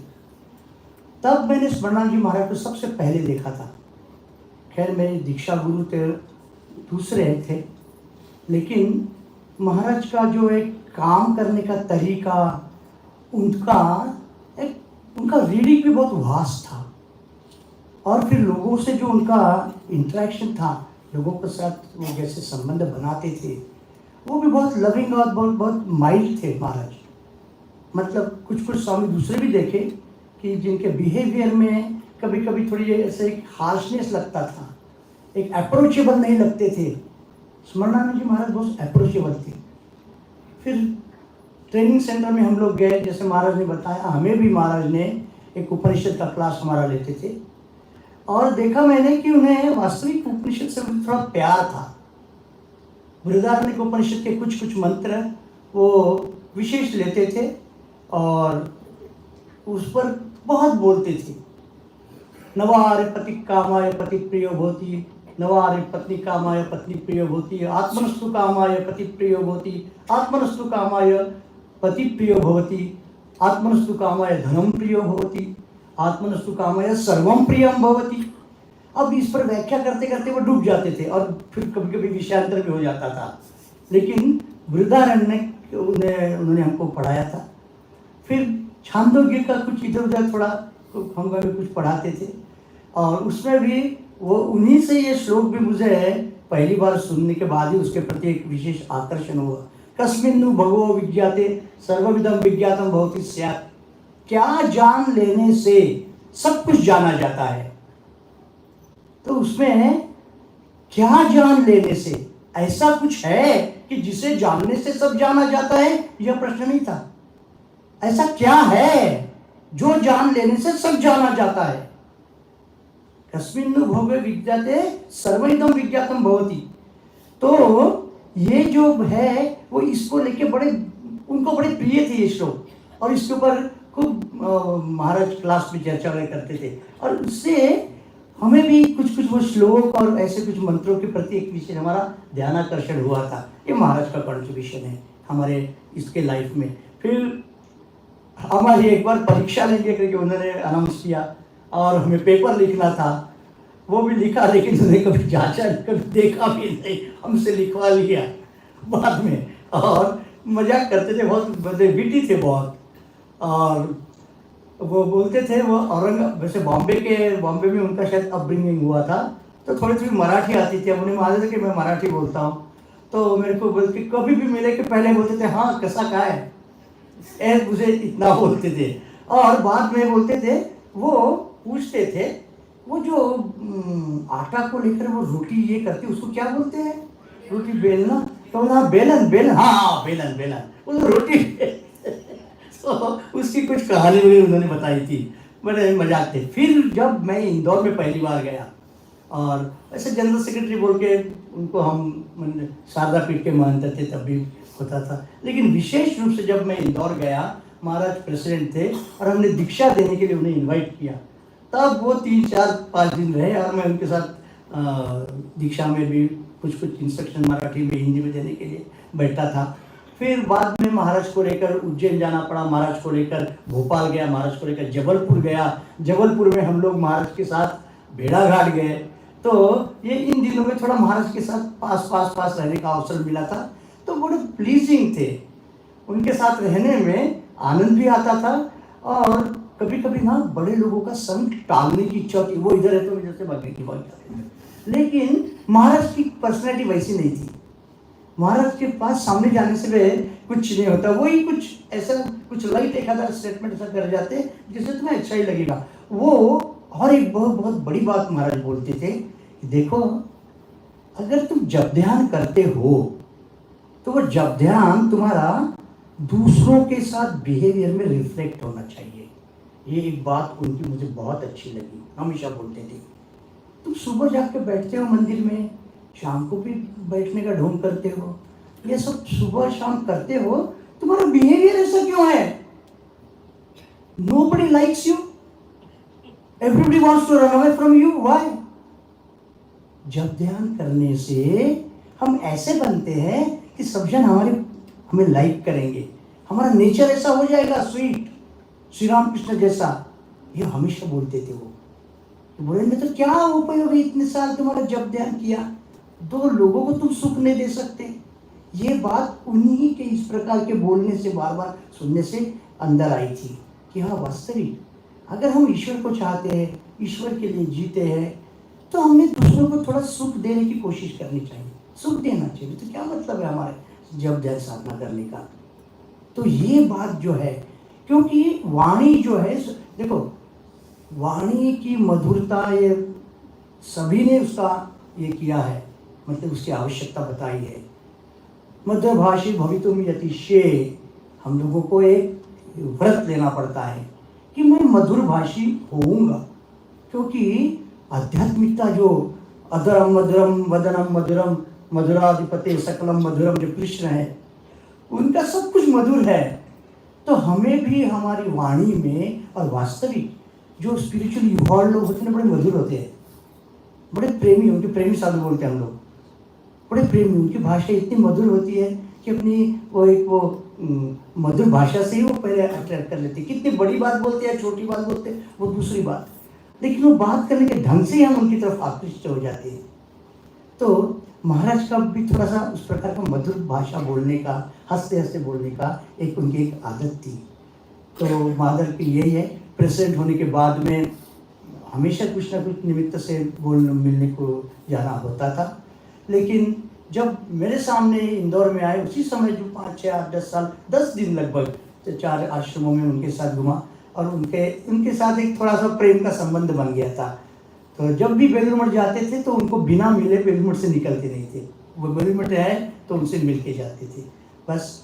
और स्मरणानंद जी महाराज काफ़ी लंबे समय तक प्रेसिडेंट रहे, काफ़ी लंबे समय तक रहे, बहुत लोगों को उन्हें दीक्षा दी, और वो बहुत कैजुअल, जैसे माने एकदम सरलता के साथ दीक्षा भी देते थे, सब कुछ बोलते थे। कभी जो एक दिखाने का भाव जिसमें होता है ना थोड़ा, वैसे उनको बहुत बड़ी कोई पोजीशन थी, संघ गुरु हो गए, वो संघ गुरु होकर गए, लेकिन उनके अंदर वो भाव नहीं था। वो एक सिंपल सादे सन्यासी थे, और उसी प्रकार वो सबके साथ व्यवहार करते थे। उनको मैं हृदयपूर्वक प्रणाम करता हूँ। निश्चित ही वो रामकृष्ण लोक में पहुँच गए हैं, ठाकुर जी के पास, और उनकी कृपा से जिनको जिनको उनकी कृपा मिली है, हम जितने लोग भी उनको चाहते हैं, हम लोग भी यही इच्छा करते हैं कि उन्हीं के वही सी लोक में, आनंद के लोक में हम सब जाएं। धन्यवाद।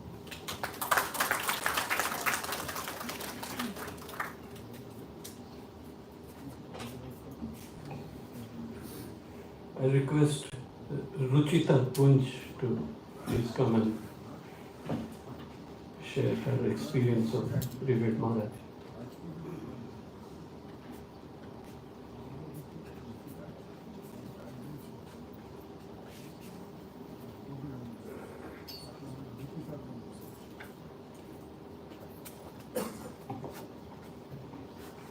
Jai Sri Ramakrishna. My pranams to all the Maharajas present here and all the devotees. Actually, I have written quite a few memories that I have. And अगर एक पत्ता भी हिलता नहीं है without His grace, then my initiation is a proof of that. I tried for 3 years to get initiated. कुछ पढ़ा, उसके बाद से ऐसा लगने लगा कि गुरु होने चाहिए, गुरु होने चाहिए, और ढूंढ रही हूँ बहुत जगह पर, नहीं हो पा रहे। बाद में एक जगह जहाँ मुझे लग रहा था मैं वहीं से लूँगी दीक्षा, वो बाद में पता चला कि आश्रम के बिल्कुल पीछे है, मुझे वो जगह नहीं मिली। और 2007 में जब मेरी दीक्षा होनी थी महाराज से, उससे पहले गीतानंद जी महाराज से होनी थी, न्यूज़ आई कैंसिल। फिर ज्ञानानंद जी महाराज से होनी थी, न्यूज़ आई कैंसिल। फिर मेरी दीक्षा हुई स्वामी स्मरणानंदजी महाराज से। दीक्षा के दिन सफ़ेद कपड़े पहनकर, और बहुत सब सुना था, माँ से सुनते थे कि बिल्कुल नया जन्म जैसा लगेगा। और वहाँ पर गए, उन्होंने हमें मंत्र दिया। मंत्र देने के साथ उन्होंने हमें बताया, जब सबको मंत्र दे दिया, उन्होंने बोला मन तोड़, नाउ मन इज योर्स। साथ में जब उन्हें गुरुजी बोलकर हमने संबोधन किया, तो उन्होंने बोला कि in Ramakrishna mission the ultimate guru for all of us is Shri Ramakrishna Thakur, और उनके साथ संबंध जोड़ो। उन्होंने बोला ये जो मंत्र तुम्हारे को आज मिला है, ये मंत्र ठाकुर से शुरू हुआ है, and I am just a medium, और मुझ तक भी आते आते पहुंचा है। So just imagine that Thakur has said this to you, and Thakur has given this mantra to you, and that made me feel very very close to Thakur on my diksha day itself. और वहाँ पे बैठे बैठे जब तक बाकियों की दीक्षा हो रही थी, मैंने 1729 बार अपना मंत्र चैंट किया था, इससे पहले कि उन्होंने हमें उठाया और बोला प्रसाद के लिए। फिर मुझे मौका मिला उनसे मिलने का बेलूर मठ में, बहुत बार दिल्ली आश्रम में। किसी से मैंने सुना था कि अगर आप अपने गुरु से जीवन में 3 बार भी मिलते हैं ना, तो 3 बार तो मैंडेटरी है, ज़रूर मिलना चाहिए। और अगर 3 बार भी मिल लेते हैं तो बहुत है। And my good fortune, I have met him more than a couple of times. Delhi आश्रम में मिले। दिल्ली आश्रम के बाद में एक मेरी कुछ क्वेरी थी, उन्होंने बहुत प्यार से, बहुत अफेक्शन से उन्होंने मुझे सुना और मुझे एडवाइस किया। उसके बाद में एक बार मैं बेलूर मठ गई थी, और जब मैं मंदिर में गई तो ठाकुर के सामने मैं बैठकर बोल रही थी कि मैं चाहती हूँ कि मेरे गुरु, उस दिन बहुत भीड़ थी जिस दिन मेरी दीक्षा हुई, मैं चाहती हूँ कि मेरे गुरु मुझे मंत्र बोलकर बताएं और मेरे सर पर हाथ रखें। और अगर आप लोग बेलूर मठ गए हैं तो आपने देखा होगा कि वहाँ पे बहुत भीड़ होती है जब हम प्रेसिडेंट महाराज के दर्शन के लिए जाते हैं। तो हम लोग गए और बहुत भीड़ थी, धीरे धीरे करके भीड़ छटी और कोई नहीं था वहाँ पर। सेवक महाराज ने बोला बाहर देखने के लिए, बाहर मैं थी, और मैंने उनसे बोला कि मैं उनसे मिलना चाहती हूँ, थोड़ा समय मिलेगा? उन्होंने बोला हाँ आ जाइए। और उनके पास में मैं बैठी और उनसे मैंने बोला महाराज ऐसे ऐसे मैंने अभी कहा था और अब आपका समय मिला है, तो क्या ऐसे हो सकता है कि आप वो मंत्र मुझे बताएं और मैं आपके पीछे पीछे रिपीट करूं? हंस दिए, बोले पहले तुम बोलो। मैंने मंत्र बोला, उसके बाद उन्होंने मुझे मंत्र बोल के एक एक अक्षर बोल के, एक एक शब्द बोल के कहा। मैंने फिर से बोला, मैंने बोला फिर एक बार और उन्होंने ऐसा 3-4 बार किया और 3-4 बार मैंने उनके पीछे पीछे वो मंत्र बोला। और मैंने बोला आप मेरे सर पे भी हाथ रखेंगे। And he just laughed. कहते क्या नाम है तुम्हारा? मैंने बोला मेरा नाम रुचि है। बोला ये कैसा नाम है? And he just laughed. और उन्होंने मेरे सर पर हाथ रखा and he went away. Then मुझे मौका मिला उनके साथ मायावती में और डेवोटीज की कंपनी में, हम उनके साथ 3 दिन रहे। और वहाँ पर हम सुबह उनसे जब मिलने के लिए जाते थे तो उनके आसपास हम बैठ जाते थे। तब वो वाली फीलिंग हुई थी जो माँ ने बोला था कि ऐसा लगता है कि अब कोई है जिन्होंने आपका हाथ पकड़ रखा है और उन्होंने आपकी पूरी रिस्पॉन्सिबिलिटी ली है।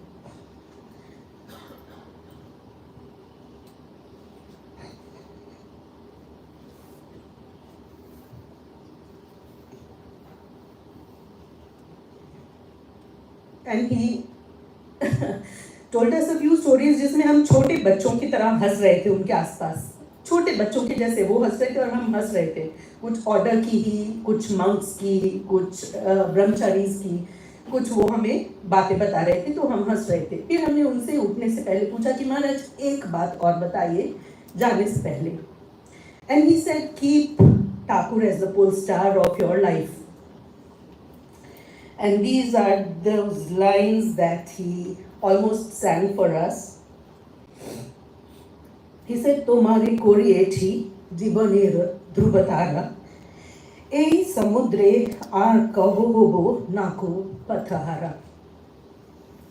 And he translated it for us, and it has stayed with me.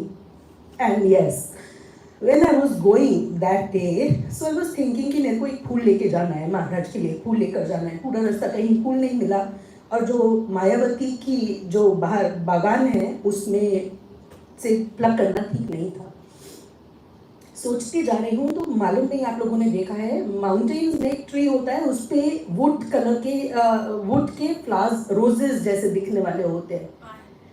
No, I don't know if it was pine, जो बहुत खिल गया होता है, और मैं बिल्कुल रोज जैसा दिखता है वो। और मैं अपने गेस्ट हाउस से निकलकर और जा रही थी महाराज से मिलने के लिए, और रास्ते में 2 पड़े दिखाई दिए।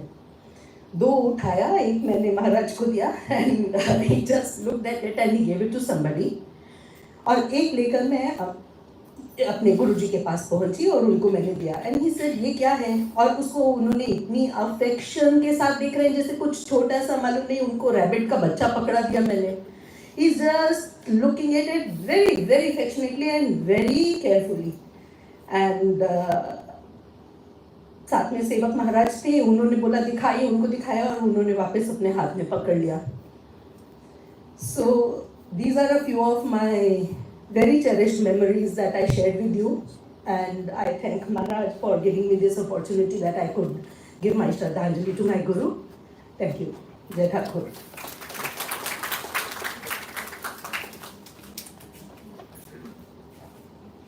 May I request Indrani Roy, please? Whose specs are these? Are they yours? No?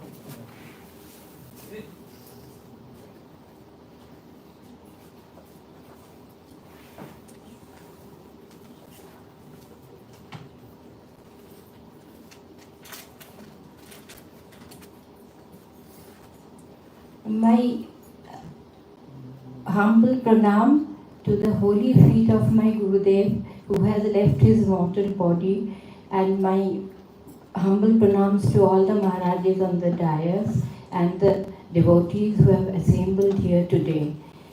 So though it's a very sad occasion for me, but still when I remember my Gurudev, somehow it gives me some kind of joy to remember how he was. When I met him on the day of my Diksha, that was my first meeting with him. And at the look of him, at the first glimpse, I thought, oh, he looks very strict, as strict as my father. Because I had lost my father 2 years back, and he was strict disciplinarian. And so when I looked at him, I said, oh God, again, such a strict person. But, gradually when I got to know him, I realized that he was a man of few words and he would not entertain any loose talks. But the profoundness that I found in him, I think I can't express it in my words. On my day of Diksha, I was privileged enough to be given some time in the evening to go and meet him privately.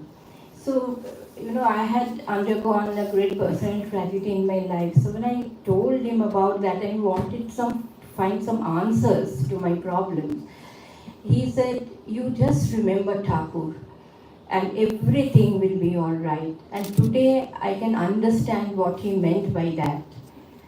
Then once, I met him on several occasions when he came to Delhi and also when I went to Belur Math. Once in Delhi, I just asked him, soon after my Diksha, I started reading books. And everywhere Thakur speaks about Vivek and Vairagya, renunciation. So I was quite excited, and at the thought of renouncing everything. And I thought it's a great thing to happen. I asked him, Maharaj, how can I practice renunciation?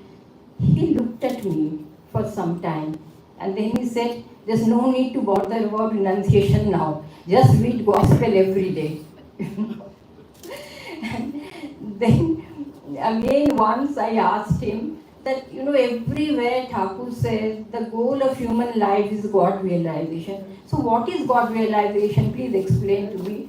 And he had really he laughed so much. He said, you want to know about God realization? I said, yes, Maharaj.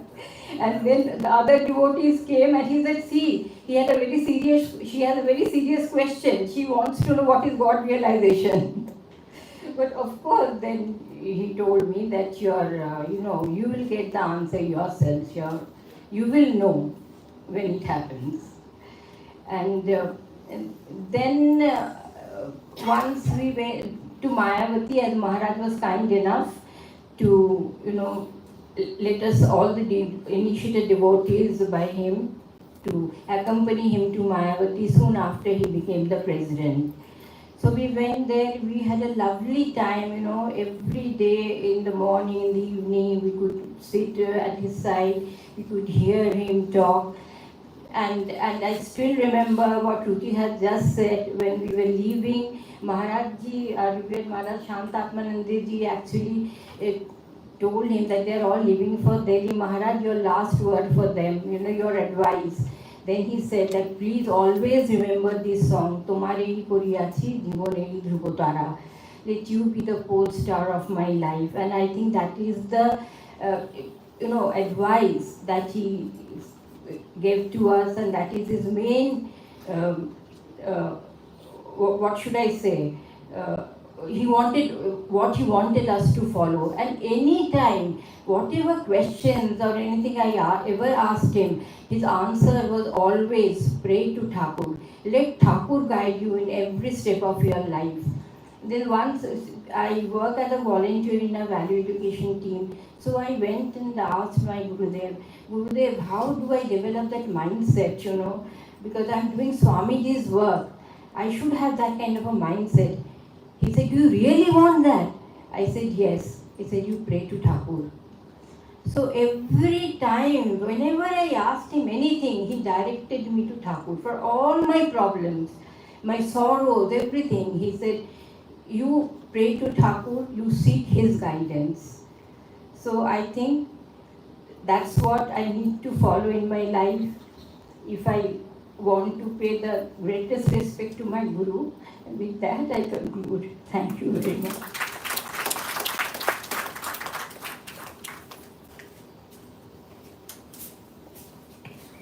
Finally, I request Swami Tattwamayanandaji to share his reminiscences.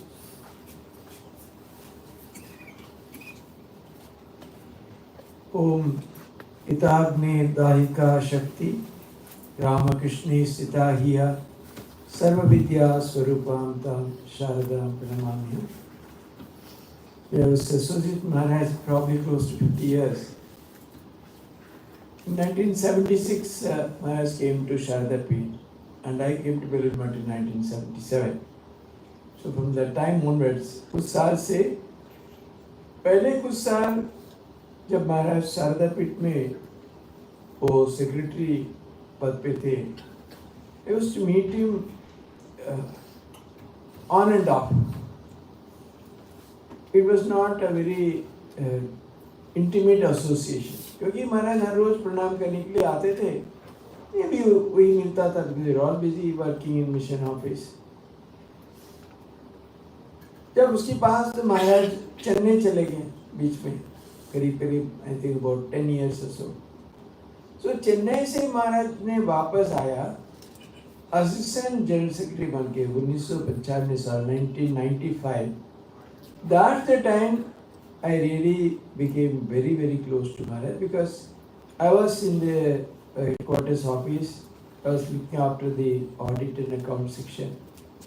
I did not have much of an opportunity to study scriptures with Maharaj, पर लेकिन उनके साथ बहुत नजदीक रह के काम करने का सौभाग्य मिला था. So through that I could understand his personality, his mindset, his attitude, the way he was. बहुत कुछ मेरा सीखने के लिए मिला था. उसके मैं आ रहा हूँ. बाद में जब मैं दिल्ली में आया, वो भी एक बड़ी कहानी है, वो भी थोड़ा बताऊंगा. 2007 में he became the vice president, and Delhi is the place from where he started his initiation. यहाँ से उन्होंने उन्हें दीक्षा देना शुरू किया था. उसी समय दिल्ली में we had our my predecessor Gokulan ji had a footprint of the Holy Spirit. माँ की पदचिन्ह उनके पास था, वो अपना रखते थे. मेरा बिना बोल के मेरे मत भी कुछ साधु भेज देते. They had sent to bring one. Then he wrote, नहीं ये तो यहाँ से माँ चलेगी तो इस आश्रम will become श्रीहीन, मेरा वापस चाहिए. So they sent it back. Then महाराज के देखिए उन्होंने अनुष्ठानिक रूप में हम लोग मंदिर में प्रतिष्ठा किया.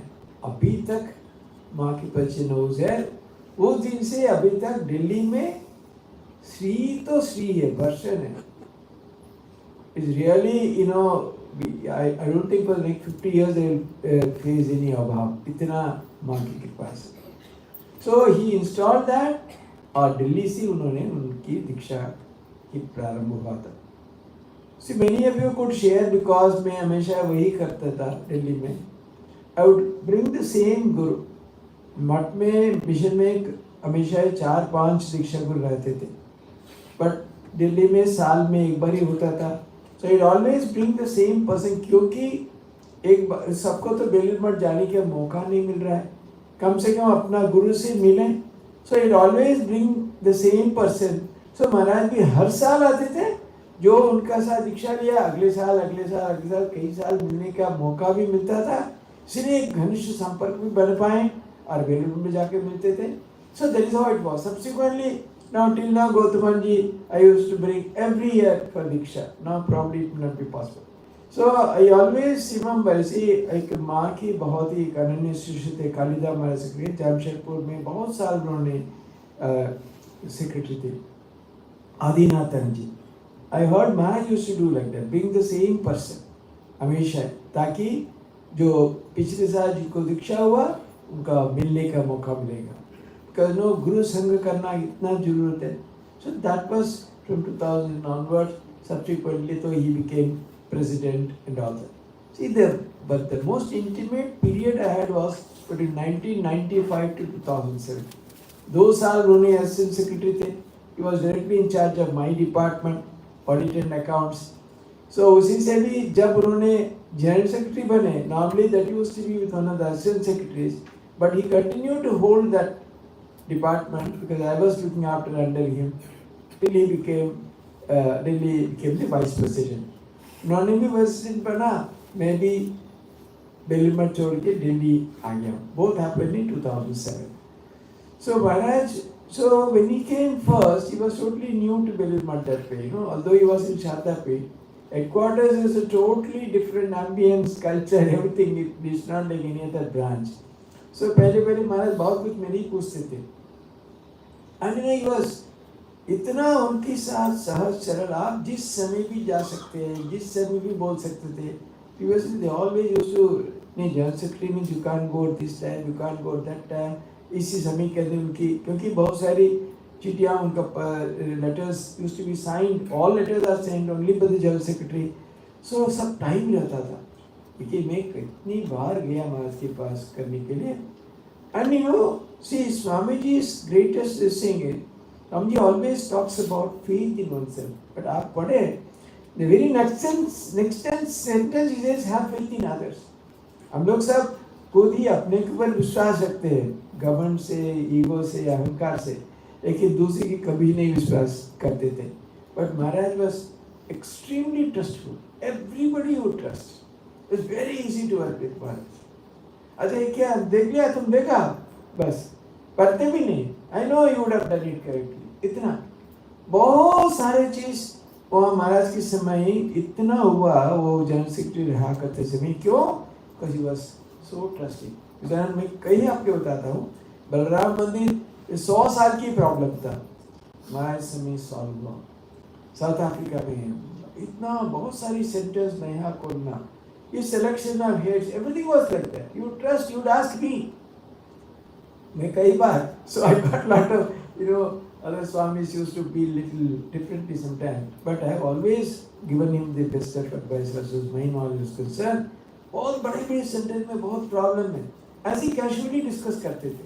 See, he was at least 25 years senior to me in the order, and उम्र में भी तो मान लीजिए 20 साल की है, but would always discuss very freely, ये क्या है, ये प्रॉब्लम, ये कैसे करना है, and then he was very receptive to suggestions. इसलिए बहुत आसान था उनकी काम करने के लिए। So we could revolutionize many things. पर उनकी समय प्रारंभ उस समय से उसके पहले he brought about some of the greatest reforms in the organization. For example, उसके पहले हर सेंटर में जैसे वैसे नियोग करते थे कर्मचारियों, बहुत कम पैसा मिलता था। Because it was like monastery, आश्रम में साधु लोग कोई आया रख दिया, पैसा दिया नहीं दिया, वैसे ही चलता था। But I said Maharaj this can not be like that, labour laws are changing, सब कुछ करना है। It took a bold step for the entire organisation. उस समय 3-4 हज़ार के अधिक एम्प्लॉयज का, सारे एम्प्लॉयज का सिस्टम बनाना, प्रोविडेंट फंड, ग्रेचुइटी, उनका स्केल ऑफ पे, प्लानिंग पे कमर्शियल की तरह सारा चीज मैं ये सब करता था। But Maharaj would sign and take. He would be so trusting. So we could introduce because he was so trusting. He completely believed in me, trusted me. Otherwise he would not. Because he had no time. It was such an elaborate process. उसकी study करने के लिए उनका महीने भर लगता था. If you want to study, please, oh, you have done it. This, बस. And he would very quickly understand. इतना grasping power था. Although he was not, he did not pursue much of education formally. लेकिन इतना अनुभव था. And he was such a keen observer. Anything he would grasp just like that. उसकी बोलना ज़्यादा जरूरी नहीं पड़ता था. तुरंत पकड़ लेते थे. ये क्या है? So that was a huge thing. And you know, that was done in the years around probably 2000 or 2001 or so. It's an extraordinary step. अभी भी सारा संघ का रामकृष्ण मंदिर का कैसे बचाया बोल नहीं पाऊंगा. Because subsequently many things have come. By the time we had set right everything. Similarly, उनके समय में ही अचानक वो इससे आया 1991 में वो प्रोविडेंट फंड से बहुत बड़ा हम लोग का प्रॉब्लम शुरू हुआ था. Because but mission we are not following the provident fund laws. बहुत पहले हम लोग को कुछ एग्जेम्पशन मिला था, उसके आधार पर हम लोग चल रहे थे. लेकिन अचानक कोई आया हो सेंट्रल कमिश्नर होके, वो बोला मेरा बचपन में नरेंद्रपुर में एडमिशन नहीं मिला, मैं देख लूँगा. There you know he went on, changed just like anything. Then I was the only person. I would, virtually those days Rajnani there used to be a chair car. सारा रात बैठ के 14 घंटा में ट्रैवल करता था. And many times in Delhi they will say the train was just leaving the platform, I would catch it.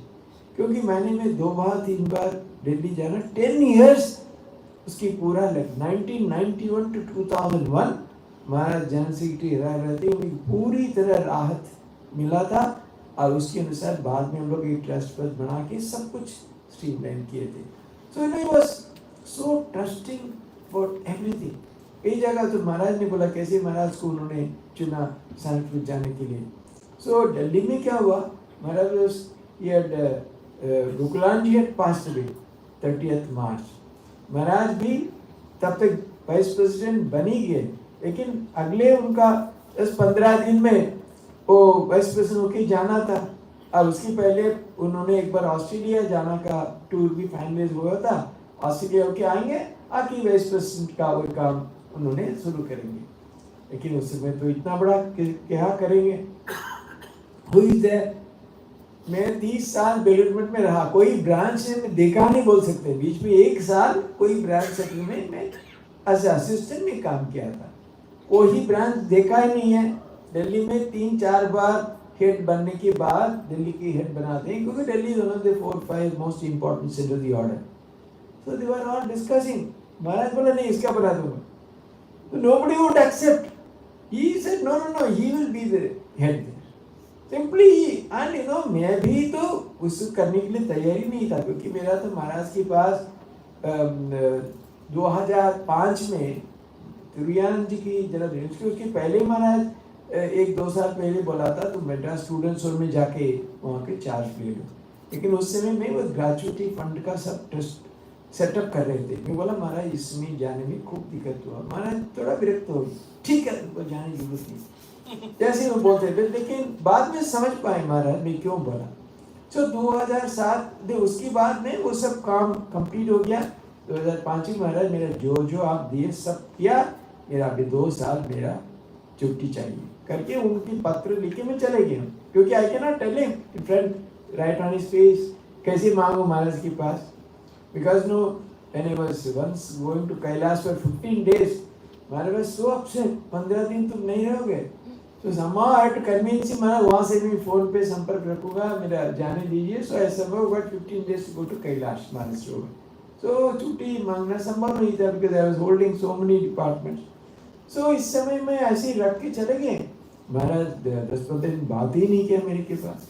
तो चुपचाप रहे, कुछ भी नहीं हो रहा है. तो ऐसे से 3 महीने हो गया. तो 2007 में जनवरी में रखा था. अप्रैल में वो जा रहे हैं और कुछ भी उसके जवाब भी नहीं मिला, कुछ समाधान. तो महाराज की भी बोला महाराज कम से कम आप जो आ रहे हैं उनका बोल दीजिए मेरे पास पड़ा है. अरे यू शुड नॉट थिंक मैं आया तुरंत मेरे पास मांग रहे हैं, ऐसे नहीं सोचे. मैं उनके साथ में 12 साल काम किया था. जो अगले जनरल सेक्रेटरी बने 12 साल उनके साथ काम किया था. तो what you will think Maharaj, you please hand over. तो उस दिन उन सब परस्पर उनका आलोचना करके मेरे फोन पे बोला तुम आ जाओ। बोला क्या? बोला तुमको हम लोग सब ठीक किए हैं, एंड आफ्टर 2 years लीव, 1 महीने छुट्टी देंगे, वो भी तुम्हारा काम कौन करेगा, तुम ठीक करके जाओ। I have to find my substitute for 1 month leave. निर्मल से जाके बैठ गया, क्या फायदा है, 1 महीने तो जाते आने में कुछ समय निकल जाएगा। तो 10 मिनट के अंदर फिर फोन आया, तो तुरंत आ जाओ। मंगला बोला तुम्हारे कपाल में छुट्टी नहीं, तुम्हारे कपाल में छुट्टी नहीं है, तो तुरंत दिल्ली चले जाओ। इसके अंदर लोग बात कर ली है। So everybody was, many some seniors adjusted, मेरा उनका तो कोई अनुभव ही नहीं है, वहाँ से बहुत सारे ही है, नहीं वो करेगा। That was his trust. He could believe, he could trust, he could identify, he could spot out, बहुत सारे चीज, लेकिन इतनी अनायास से करते थे, किसी को पता नहीं चलता। And the true spirit of detachment, you must see, क्योंकि जनरल सेक्रेटरी सारा संघ की होना, कम से कम हर रोज 100 के अधिक चिट्ठियाँ हर रोज आता था। अभी भी वही है, it is maybe much more now, all come emails nowadays, huge bundle of letters, and सुबह से शाम तक कहाँ न कहाँ, यहाँ स्ट्राइक के, यहाँ ये हो रहा है, यहाँ कुछ हुआ, यहाँ नहीं हुआ। I mean, you cannot imagine the pressures, but बिल्कुल 8:30 फिर 8:30 ऑफिस आ जाते थे, 1 मिनट भी देर नहीं होती। सच पंक्चुअल पर्सन। 8:30 दोपहर चले जाते थे, शाम को आते थे। Evening 5:30 means you simply close the files and come out.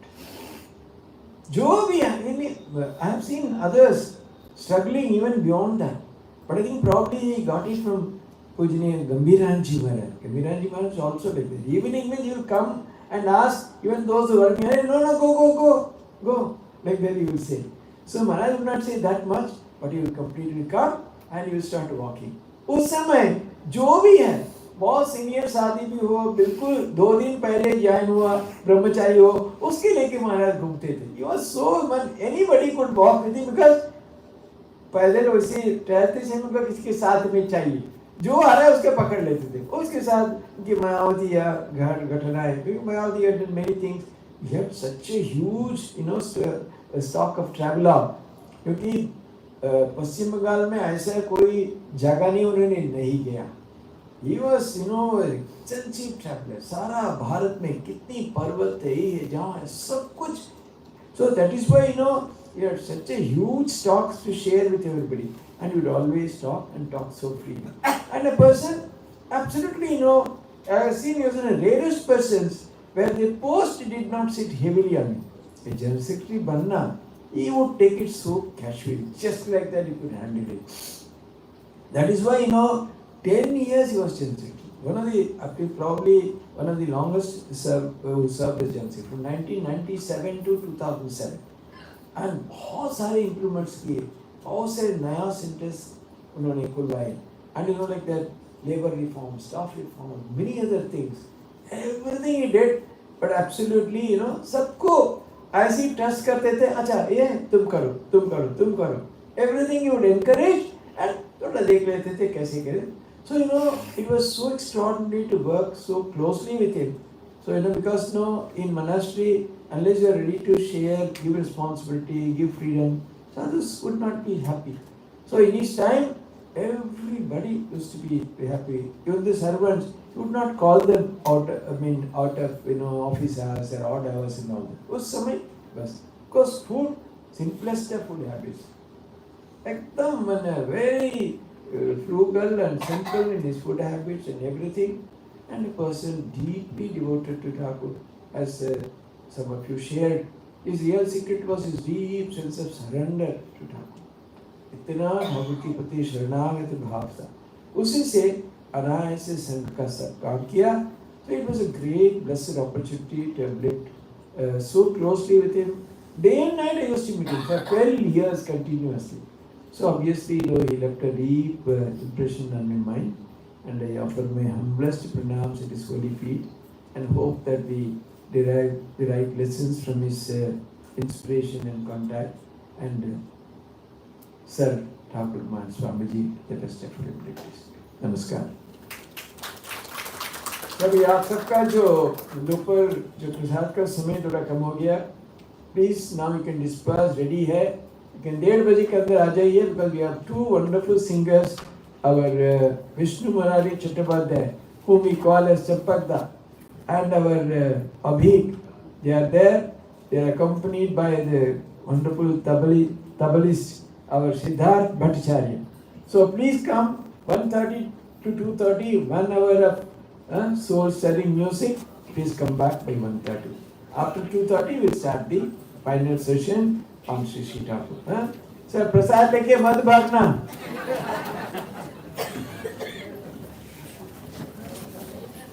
Prasad will be served in the basement.